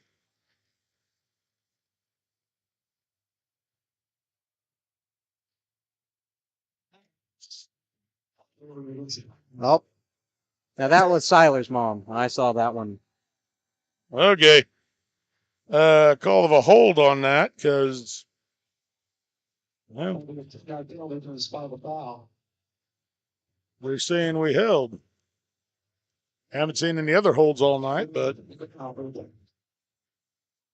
so that will bring up 2nd and 10 for the Titans, or not 10, 2nd and about 20. See? Yeah, you saw it that time. Yep. Passionate. She wants them to call it both ways. Yep. Okay, Titans spread things out a little bit to the top of your screen. No need to caption that one. We all heard what she wanted. Nate Cook in motion. Hamilton puts it up. And nice catch. Is that Landon again? I think so, yep. Nice catch by Landon Midget. What are we doing? Oh, come on. Yeah, that's definitely going to bring out They got time to throw it 40 Titan yards, faithful. and nothing's called. We get the same kind of playoff. Got to get another hold. Yep. Wow. Like, I know we're supposed to be nice to the rest because there's a ref shortage, but you got to not. Yeah, they got to sometimes not you give gotta- us so much. To be fair, I think we are being respectful, not saying what is in our minds. You know, the Titan faithful can say whatever they want. Well, yeah, but you also know that a lot of that's not good for on air. Yeah, exactly. Yeah. Hey, quick screen pass to Nate Cook coming up the field. Where'd he go? Oh, there he is. You know, this was easier to do when I was watching that screen. Got into that 21 yards a little bit. Yep. So it picks up 11 of it. Well, if here I can tilt it. 12. Tilt it like that, I guess, if that helps you. We'll have to get a new monitor cord. I think it's a HDMI cord. Yeah. Having the monitor and being able to watch that makes it easier to track than the little screen. Can you see it on like the this? camera. Or is it? Oh, high snap goes over Hamilton's head. Brett scrambles back. Oh, horse collar. Brett was not happy about that. I don't blame him. It looked like he got yanked down by the back of his shoulder pads. Plus the high snap to put him way back there. So Titans going to have to punt. Back to punt for the Titans. We number 22, Earl Minor. Cole will be back to punt. Down to Arnold McGinney. And number And 20. Back deep for the Raiders, number 22, McGinney, and number 20, which I didn't catch his name. And that one kind of rolls to the side. And Raiders will take over about the 45-yard line.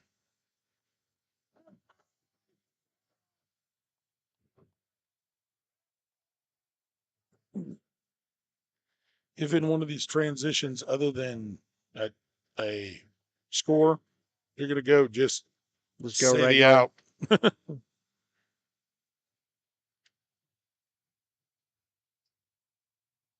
Jasmine's not real happy.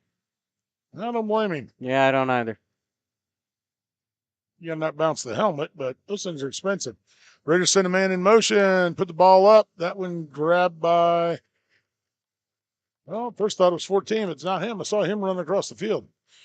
But you know what? Coach Burns just kind of settled him down there. Yeah. Well, that's good. That reception good for about 5.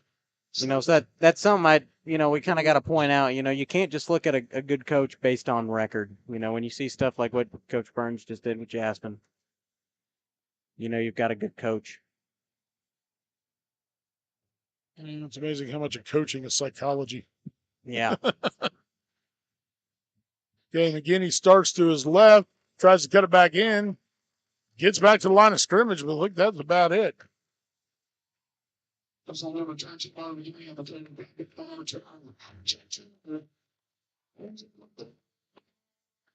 He was taken down by number 12, Jet Tanner.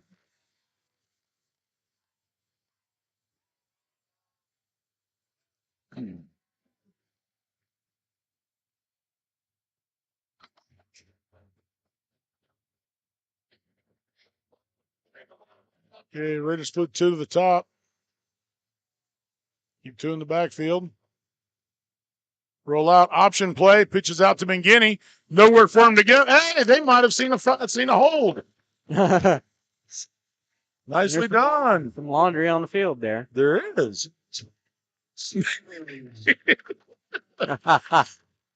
Titan faithful giving their praise to the refs. Yeah, yes, very sarcastically. Yeah, for the first time tonight. But nice defensive play, lost yards plus. Because they drove it back and got held, that's 10 yards from the spot of the foul. So it brings up 4th and nope, we declined. So it brings up 4th and 15. So Raiders are going to have to punt. Aspen gets out there in time. And everybody's being helpful. Watch the fake.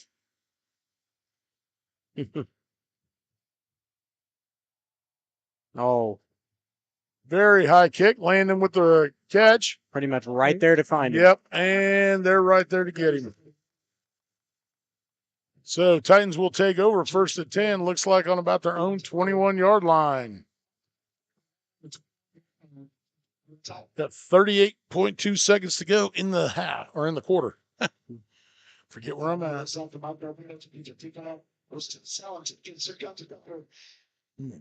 Sells ladies walking around across the front. If you haven't got a ticket yet, give them a shot. Oh, what is this? Oh, sorry, I hit something. I moved it. Well, there we go. Sorry, folks. I stood up and moved the screen so I could see it. Hamilton looking to throw. Oh, that was a really low. Throw is low, intended for, looks like Landon. A little low. Settle down, just pitch and catch. Oh. In your way. In your way. Am I in your way? Thank you. I couldn't yell it. I wouldn't.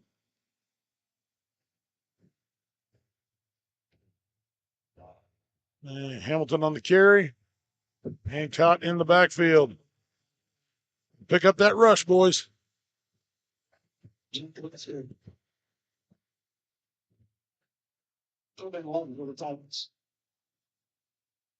the loss of 1 on the play. Bring up 3rd and 11 for the Titans.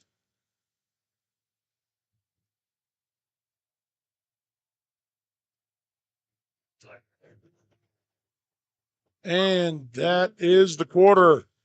Raiders lead 25-8 over the Titans. You're watching Titan football on Columbus Sports Live. We'll be back in a bit.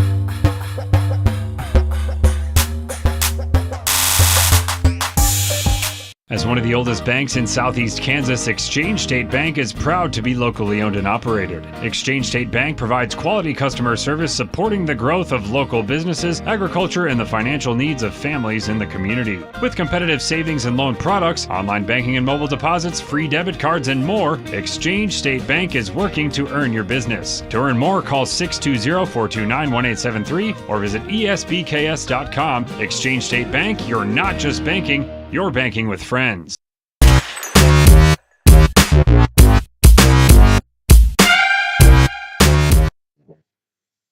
Floats are supposed to be based on what you build, not Coming out of the what you have pull it. coming out of the break, we'd like to announce that the senior float was good.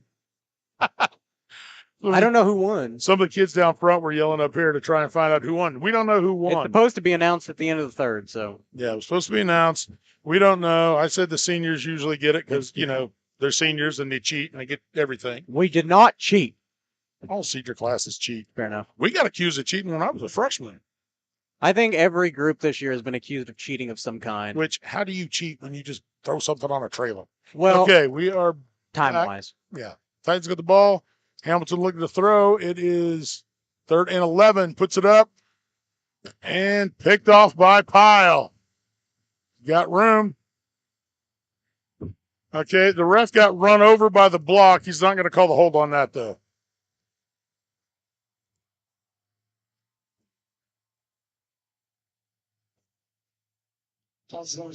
So Pyle with the interception returns it up to, well, looks like about the 11-yard line, 10. Yeah, about the 10-yard line. No, 15. Sorry, so it'll be 1st and goal from the 15, or 1st and goal. 1st and 10 from the 15. Yeah.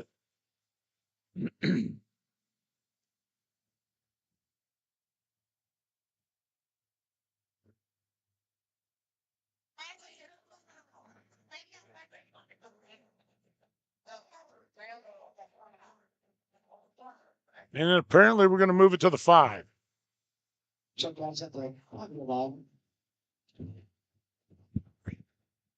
I guess we tackled them mean or something. I don't know. Well, I don't know, but one of our players got held and driven 10 yards into the ref, which you got knocked over. I kind of think is funny, but that's me. Be nice to the refs. I am. I've got friends who are referees. Ooh, that went too far. There's Sorry, the folks. flag. There's the flag. I've got friends who are referees, and I like to pick on them. But are they here? No. Then you have to be nice. They're out west, Indian, Iowa. Maybe that's why they aren't here. Put 2 and 2 together on that one. To be fair, I didn't know they were from where. Yeah, it looks like we got a hold, so 10 yards from the spot. Now to go back to the 15 where it was originally.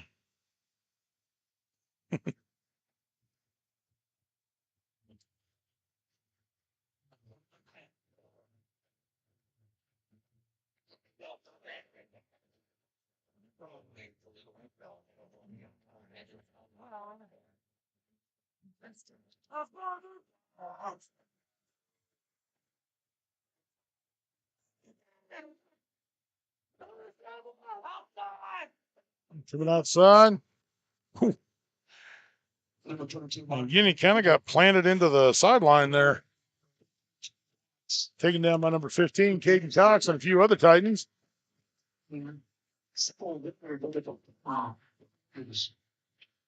So that'll bring up 2nd and goal from the 15. Nope, from the 16. Looks like he actually lost a yard on that.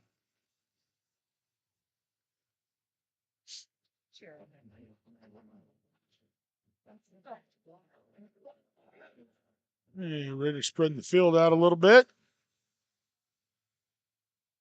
Run that option. Turlip with the keep. Tries to go up the middle. Picks up a few. Gets taken down at about 11, so that's a gain of about 5. And got a Raider running off with a bent wheel. Looks like Caden Cox with the tackle on that one, too. That'll bring up 3rd and goal from the 12, they said.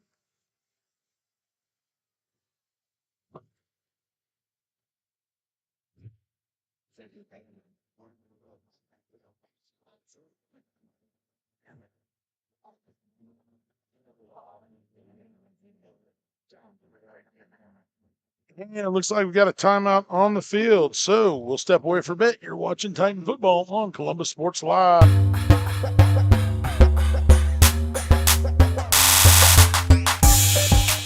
Call's service is outstanding in their field, especially for those that are stuck, outstanding in their field. Call's carries a wide selection of farm, industrial, and heavy-duty tires, all from the best brands in the business. And they've got farm service trucks ready to go.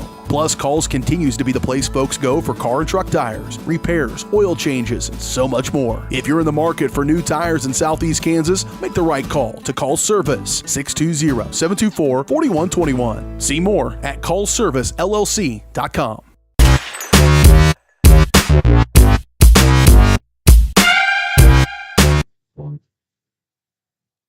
All right. We're back. There's the headset. Yep. Okay. I didn't know we were back. That was kind of my signal to let you know.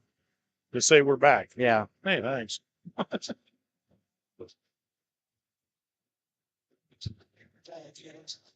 These headphones are a little tighter than the old ones, so they push my glasses into my head, and after 2.5 hours, it gets a tiny bit uncomfortable. Yeah. Plus, apparently, my ears are bigger than whatever these are made for. But it's just on the edge. We can hear each other out of these. We can hear. So softball and baseball season won't be as that's something cluttered. new. Yeah. And baseball or basketball. So yeah, that too. Okay, Raiders spreading things out. It is 3rd and goal from the 12. Turlop looking to pass, puts it up.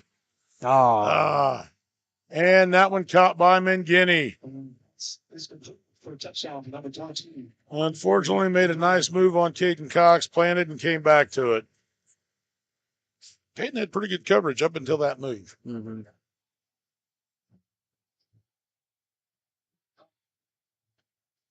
So 10:38 to go in the game. That makes the score 31-8 Frontenac. And it looks like the Raiders are going to go for 2. Oh, nope. They're going to go for the PAT, so Piles on to kick that. Even though Cole has 2 blocks on the night, didn't get there for that one. Nope. So, nope, kick is good. Now, may not want to, but I'm going to do this just so we can get in the habit of it. We're going to take another quick break because I want to get in the habit of doing this after each score. So we're going to take about a 30-second break, and we'll be back in just a bit. You're watching Titan Football on Columbus Sports Live.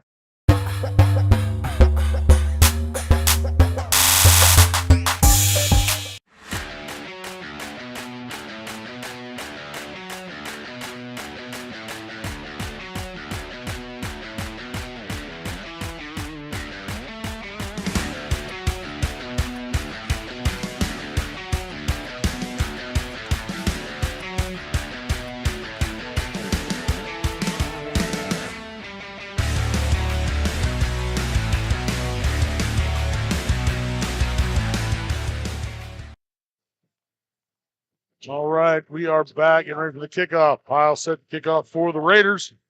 And again, Cook and Saporito back for the Titans. Last time Raiders kicked off was a little bit of a squib kick. And puts his foot into this one. That one sails down to Nate. Nate with a nice cut. Ends up getting taken down and just across the 20. So Titans will take over there 1st and 10. With 22 on, just a 10 to the Titans. All right, get your tickets out. People 50, my car can board. 50-50 pod starts off. Looks like they're going to be at the 24-yard line. What'd you say? There's 3 numbers. No, I was listening to the broadcast real quick. I didn't say anything. Oh, well, I kind of wondered what came into my ear there. Don't worry about it. Sounded very well. I tried to mute it quick, but it didn't work. Well, I wasn't quick enough. Okay, Hamilton back to pass. Oh. Ball is tipped up in the air. And Titan, who's that, Landon? No, it's Cole. That was Cole there to at least make the attempt on it. Ball's incomplete, so that makes it 2nd and 10 from the 23. 7. 4. Those are the numbers. 9, 6, 7, 4. If you have those numbers, you are the winner. From Mike Tarantino forward, 50-50 pot. Okay, tight split 2 to the bottom of your screen. Quick pass over to Sabrina, looking for somewhere to go. Finally just tries to make it upfield. Shoved out of bounds by Pyle and return, I'll tell you.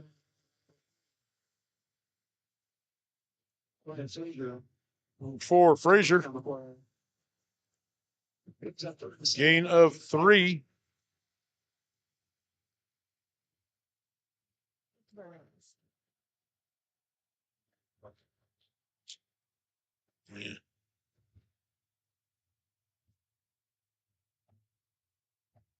Okay, Hamilton looking to pass under pressure. Oh. And grabbed by Whitune. He got out of some of it. Man. Just could not get out of that. Ended up getting back inside the 10. Looks like he was out. 23. Some fans preferring to rush the ball instead of pass now. That brings up 4th down, so Titans are going to have to punt. Receiver with number 22, Mario Mangini. Number 20, Caden Chance. Caden Chance and Mario Mangini back to receive. Cole Miner set to punt. And sends that off and goes out of bounds at about the 37. Kind of came off the side of the foot.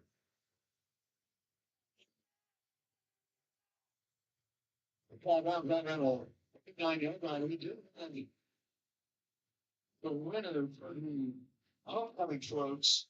Oh, they have a winner. All right, here we go. Moment of truth. It's got to be us. Clint's going to build a little suspense. Oh my God. And I got to make y'all sweat a little. Somehow I had a, well, I'm not sweating. I really don't care. But I felt like he was going to do that. I had a good feeling about it. Okay, hand off to Lusker. Tries to go to the left side. Picks up about, looks like 2 maybe on the play. Number 12, Jet Tanner. Brought down by number 12, Jet Tanner. 9 to Rangers. Jet not having a bad game for a freshman in his first start.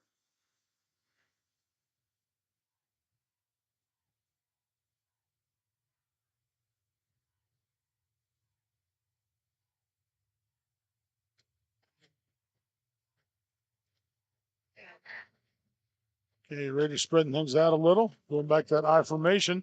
Shift Whithune over. Mangini up the middle. That's number 19, Mario Mangini will carry. That was going to be, they're going to mark him at just shy of the 30. So that'll bring up 3rd and 2 for the Raiders.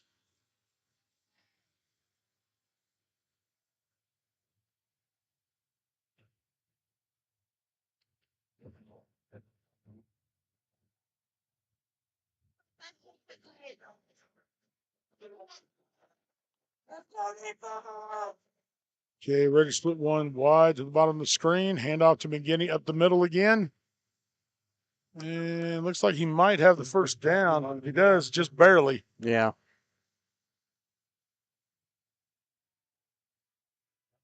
Well, one of the guys on the 6 thinks he does, and he finally signals. So 1st and 10. So that'll get him a new set of downs. 1st and 10 from the, it's like 28, 29 yard line. Will be announced shortly. After this play. Okay, Frontenac loading the left side, sent a man in motion. He waited. Jet sweep around the right side and breaks a couple of tackles. Finally taken down by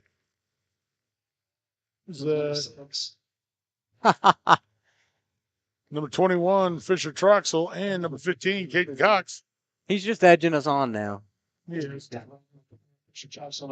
just building suspense. You'll live. Well, he's got it. Yeah. See, I told you. Seniors always win. It's rigged. No, ours was definitely the best this year. That wasn't a high bar to clear. That fair enough. Okay, Raiders spread things out to the left. Doesn't matter how high the bar is, we cleared it. I think he was supposed to hand that off to Mangini, but Mangini was kind of in the process of getting tackled at the same time, so Turlip just turned and ran. So loss of about a yard on the play for the Raiders.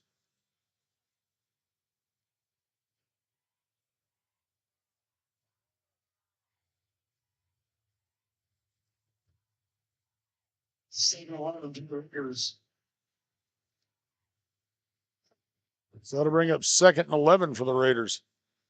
And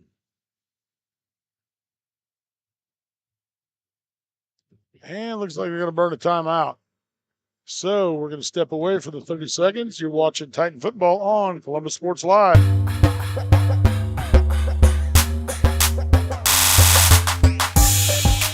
When it comes to your health, there's no need to travel. Mercy Hospital Columbus offers an array of outpatient services such as physical therapy and infusions. Mercy also has private room swing bed services and respite care. The ER is open 24/7 with low wait times. Mercy cardiology physicians can even serve patients here. Choosing a small community hospital allows you to remain close to home while still receiving important medical care. Eliminate unnecessary time and travel by choosing Mercy Hospital Columbus.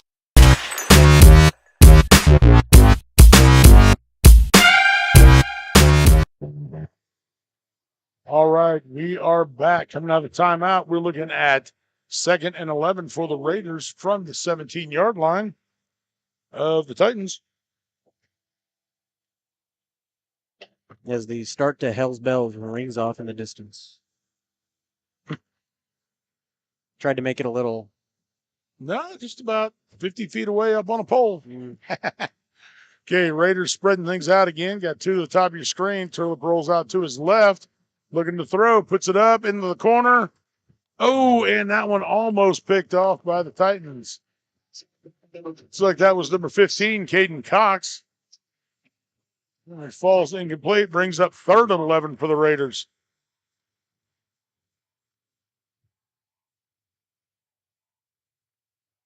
Keep it zoomed in a little more, but they spread everything out so wide. It's kind of hard to.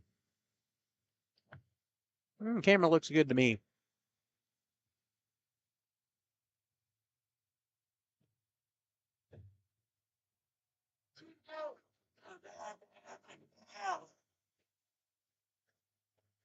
You Tulip on the keep over the left side. Doesn't make any yardage, but he makes a nice little roll.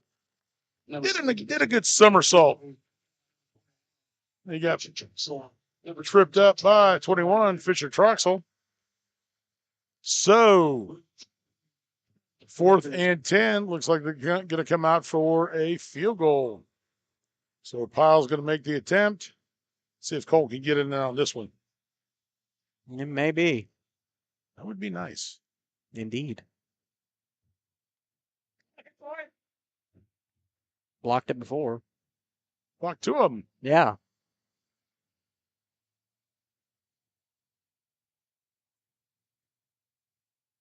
Didn't quite get there for that one. And it is good. Makes score 35-8 Raiders. Okay, so we're going to step away for a little bit. We'll be right back. You're watching Titan Football on Columbus Sports Live.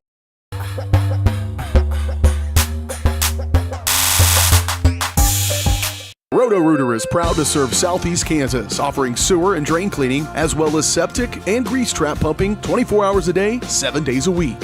From toilet clogs to video inspections, sewer line repairs to complete replacements. To make an appointment, call 620-231-5630. That's 620-231-5630. Roto-Rooter, proud to support area high schools and student athletes. See the rad in names and numbers.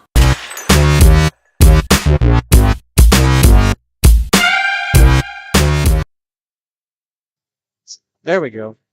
All right. We're back to the kickoff with 4:58 to go in the game. Raiders getting set to kick off to the Titans. Back deep to receive. Number 6, Kate Saporito. Number 40, Nate Cook. And Vinny Powell Number 2 set to kick off for the Raiders.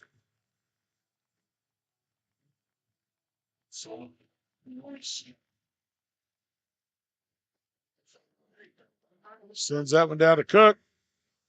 Cook headed to the right sideline. Gets it up to across the 30. Oh, sorry. That was Cade, apparently. I guess him and Nate switched sides. Because Nate was on that side earlier. So Titans will take over 1st and 10 at their own 33-yard line.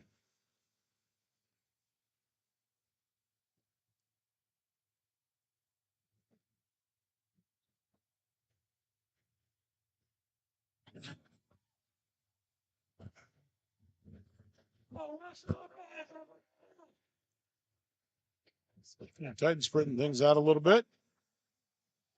Hand off to Tanner. Jet. Headed over the left side. Yep. Gaston holds his way for about 4. Bring up 2nd and 6 for the Titans. Maybe a second cloud for the Titans.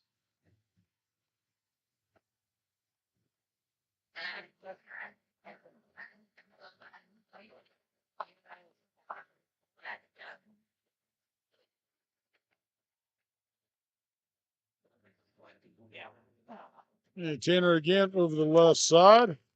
Got the first. Nope, sorry, that was Midget. Stop doing that. Well, I'm looking at scores. Nope, that's fine, but you're not muting it quick enough. In fact. Oh, nope, never mind. I thought I had something interesting, but I didn't. Okay, Titans with 2 to the bottom, 2 in the backfield. Hamilton with the keep, comes over the left side, and he gets 9 out of that.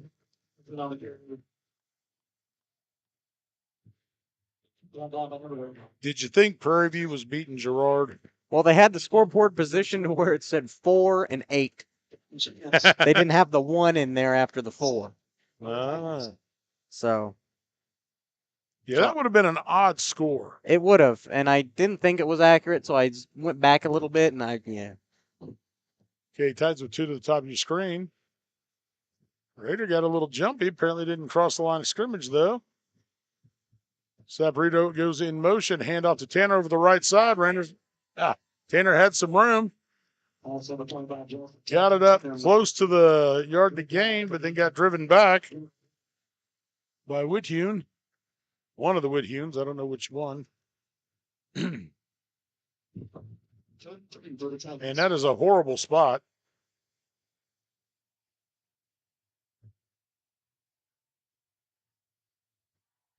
But brings up 3rd and 3.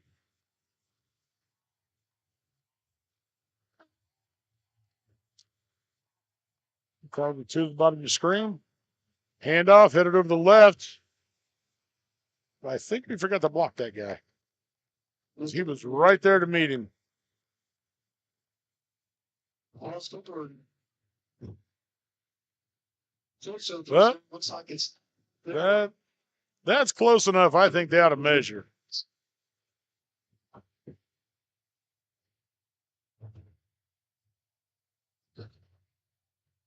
I don't know. Personally, I'd be calling for a measurement. Titans with 2 to the top of your screen. Hamilton with the keeper over the right side. He's got the first and a couple more.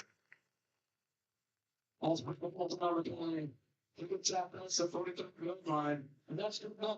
that'll be a first down for the Titans. With 1:52 to go, now that they plant the sticks, that'll wind the clock.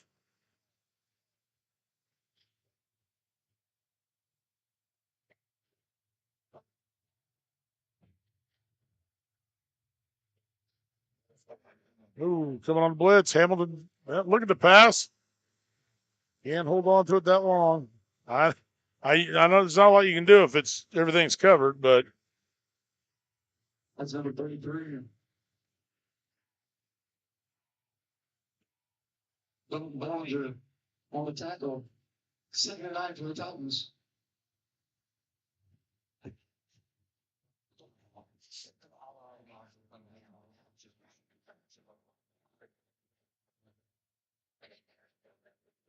Okay, touch split 2 to the bottom of your screen.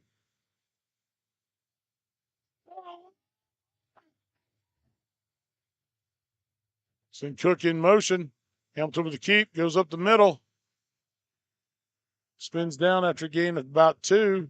All right, so the front been on the carry.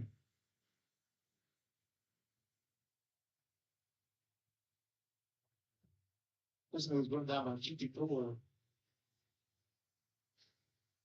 Jacob Hale. So it looks like it's going to be 3rd and 8 for the Titans.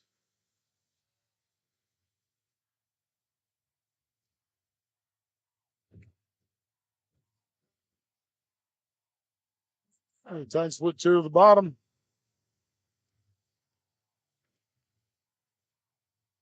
Hamilton puts it up. Oh, ball is tipped. Falls incomplete. And bring up 4th and 8 for the Titans. What's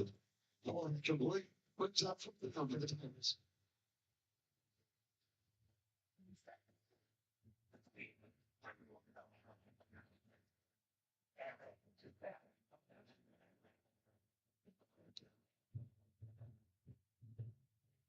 Okay, 10.5 seconds to go in the game.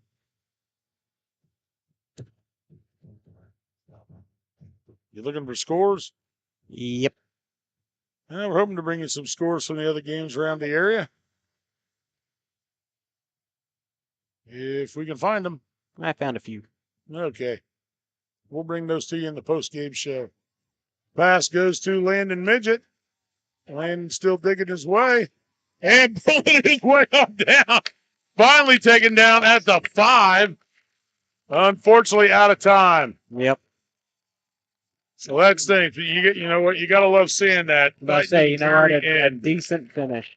Fight to the very end. You got to like that. Never lay down. Never quit. That's a good attitude. Okay, that is it for the game. We're going to step away. We will be back with post-game show in just a bit.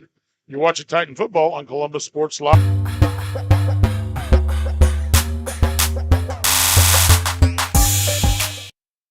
When it comes to your health, there's no need to travel. Mercy Hospital Columbus offers an array of outpatient services such as physical therapy and infusions. Mercy also has private room swing bed services and respite care. The ER is open 24/7 with low wait times. Mercy cardiology physicians can even serve patients here. Choosing a small community hospital allows you to remain close to home while still receiving important medical care. Eliminate unnecessary time and travel by choosing Mercy Hospital Columbus.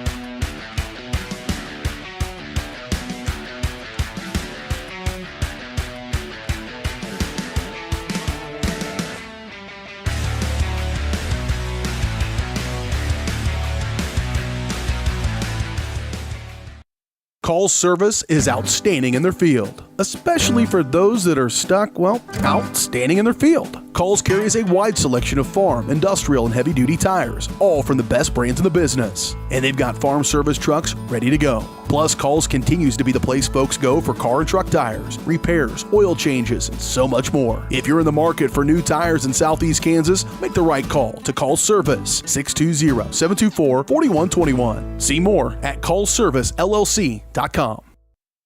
As one of the oldest banks in Southeast Kansas, Exchange State Bank is proud to be locally owned and operated. Exchange State Bank provides quality customer service supporting the growth of local businesses, agriculture, and the financial needs of families in the community. With competitive savings and loan products, online banking and mobile deposits, free debit cards, and more, Exchange State Bank is working to earn your business. To earn more, call 620-429-1873 or visit esbks.com. Exchange State Bank, you're not just banking, you're banking with friends.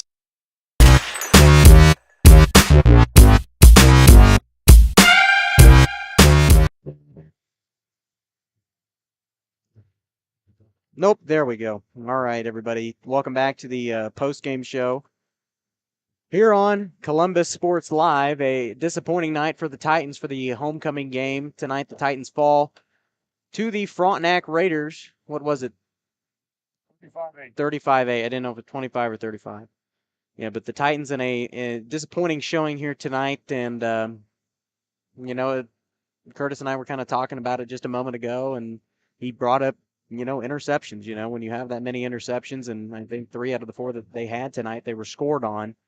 It doesn't make for a really good showing in that second half. It almost breaks a team, and when you're trying to stay motivated in a game like this and the ball gets intercepted so much, it just doesn't make for a very good showing for the Titans.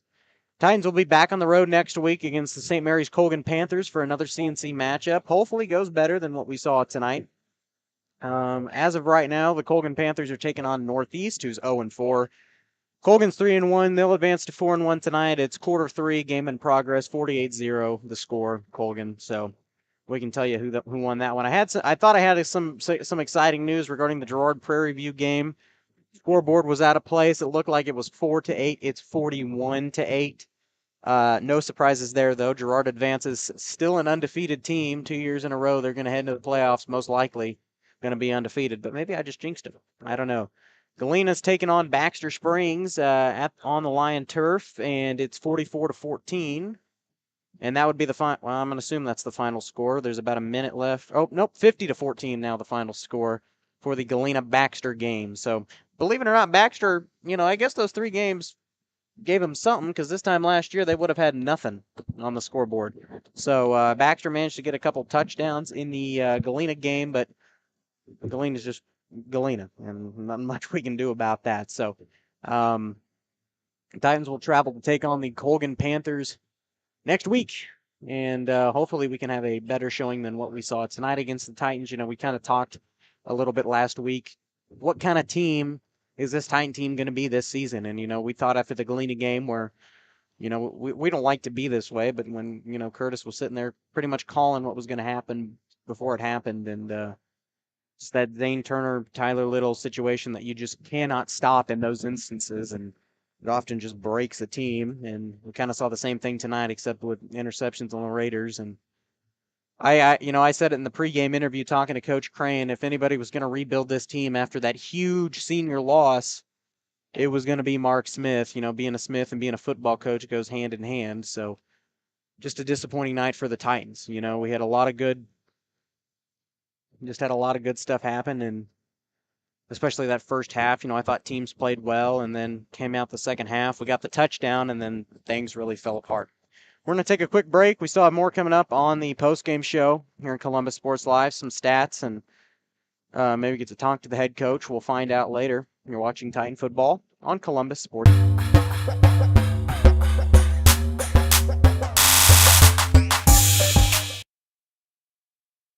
Whether you're trying to make the most of the next harvest, navigating a changing business landscape, or planning for the next chapter in your life, the professionals at Prime Accounting Solutions are here to help. With 10 locations, Prime Accounting offers convenient, friendly accounting and tax services at a fair price. Payroll, bookkeeping, business planning, personal tax filing, and more. And now Prime is the place to go for insurance. Titan fans can find us at 404B North Grand in Pittsburgh or call 620-232-7305. To find a location near you, go to primeaccounting.net. Roto-Rooter is proud to serve Southeast Kansas, offering sewer and drain cleaning as well as septic and grease trap pumping 24 hours a day, 7 days a week. From toilet clogs to video inspections, sewer line repairs to complete replacements. To make an appointment, call 620-231-5630. That's 620-231-5630. Roto-Rooter, proud to support area high schools and student athletes. See the rad in names and numbers. Having the right branding, graphics, and overall look to your business is vital. Luckily, there's Vital Signs in Columbus. Vital Signs Sign Company has been the four-stage choice for vibrant, eye-catching signage since 2001. From small stickers and leather patch hats to lighted pole signs, digital signs, banners, and more, Vital Signs takes you from concept to design to installation. Up your graphics and promotion game with Vital Signs. To see more of their work, follow them at facebook.com/Vital Signs Sign Company or call 620-429-3000. Question: What will you find on all over-the-counter or OTC medicine packages to help you choose the right drug and use it safely? The answer? The Drug Facts label. This label lists the medicine's active ingredients and purpose, how much to take, and warnings you should know before using it. Remember, even OTC medicines you buy without a prescription can cause side effects you don't want. So follow the information listed on the Drug Facts label. For more information, visit fda.gov/drugfactslabel. A message from the U.S. Food and Drug Administration.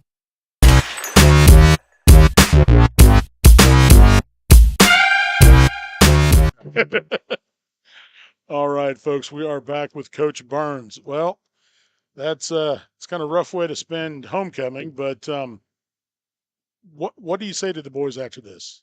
We talked about just compounding problems. Not discipline with our eyes, not discipline with our feet to finish tackles.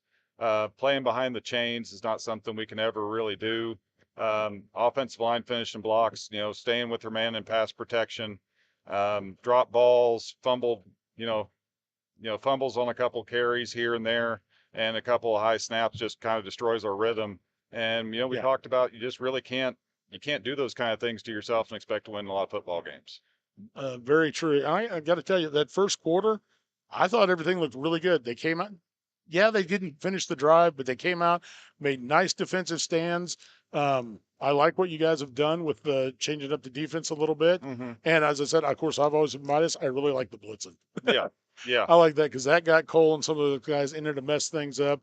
And I thought things were going really well until, like you said, those fumbles and things occurred there in the second quarter. And I mean, what kind of things did you do at halftime to kind of get them through that and get them to come out, because they came out really good in the second half. Yeah.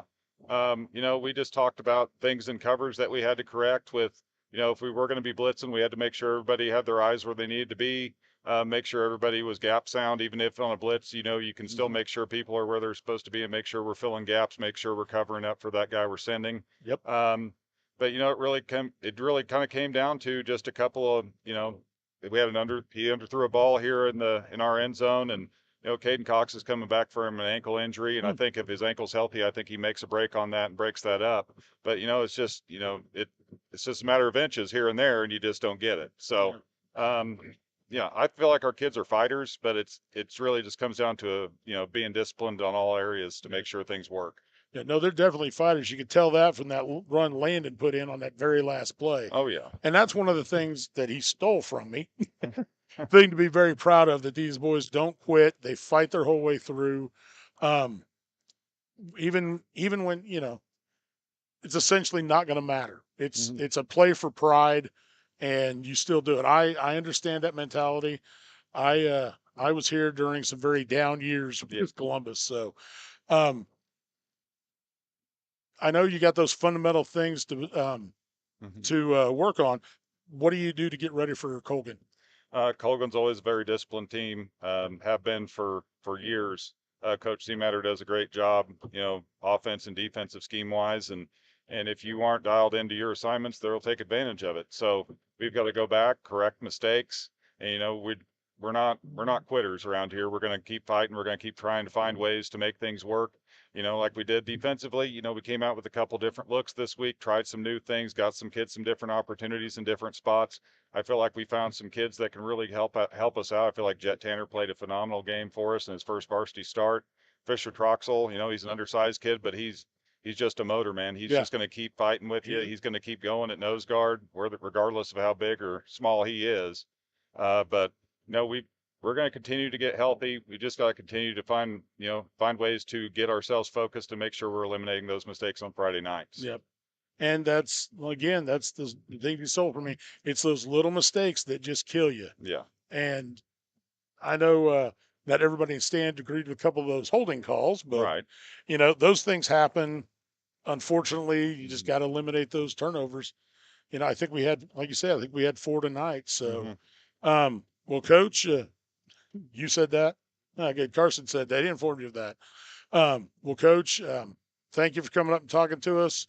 Like I said, this is my first time actually doing an interview, so I really didn't know what else to ask you. Okay. Well, I appreciate you guys. Yep. And we'll be around. We'll definitely be at the Colgan game. If you feel like coming to talk to us, we'd be more than happy to talk to you. If If you're busy and can't, that's okay too. But thank you for coming up. All right. I appreciate it, guys. Appreciate it. Thank you. Yep. All right. Thank you, guys.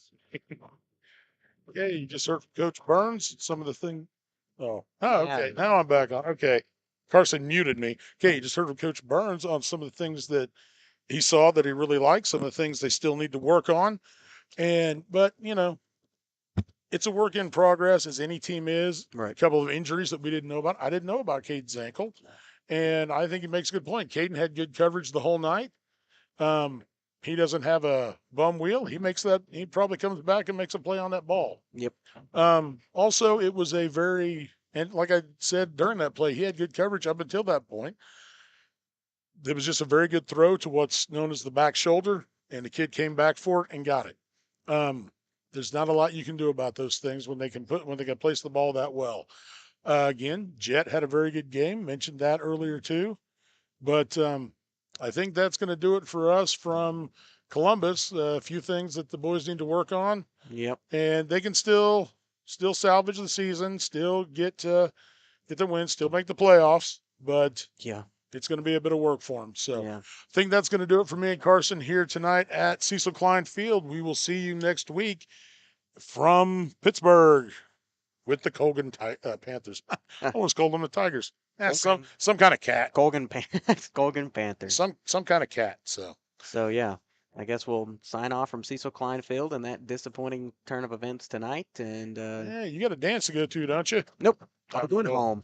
Come on. I want to thank everybody for joining us. Thanks for watching. And in high school once, like go to you the said, dance. Nope, we'll be back next week from Pittsburgh. We're playing Colgan at Hutch Field. Yeah, Hutchinson Field. I was trying to remember the name of it. Thanks for watching and have a great evening.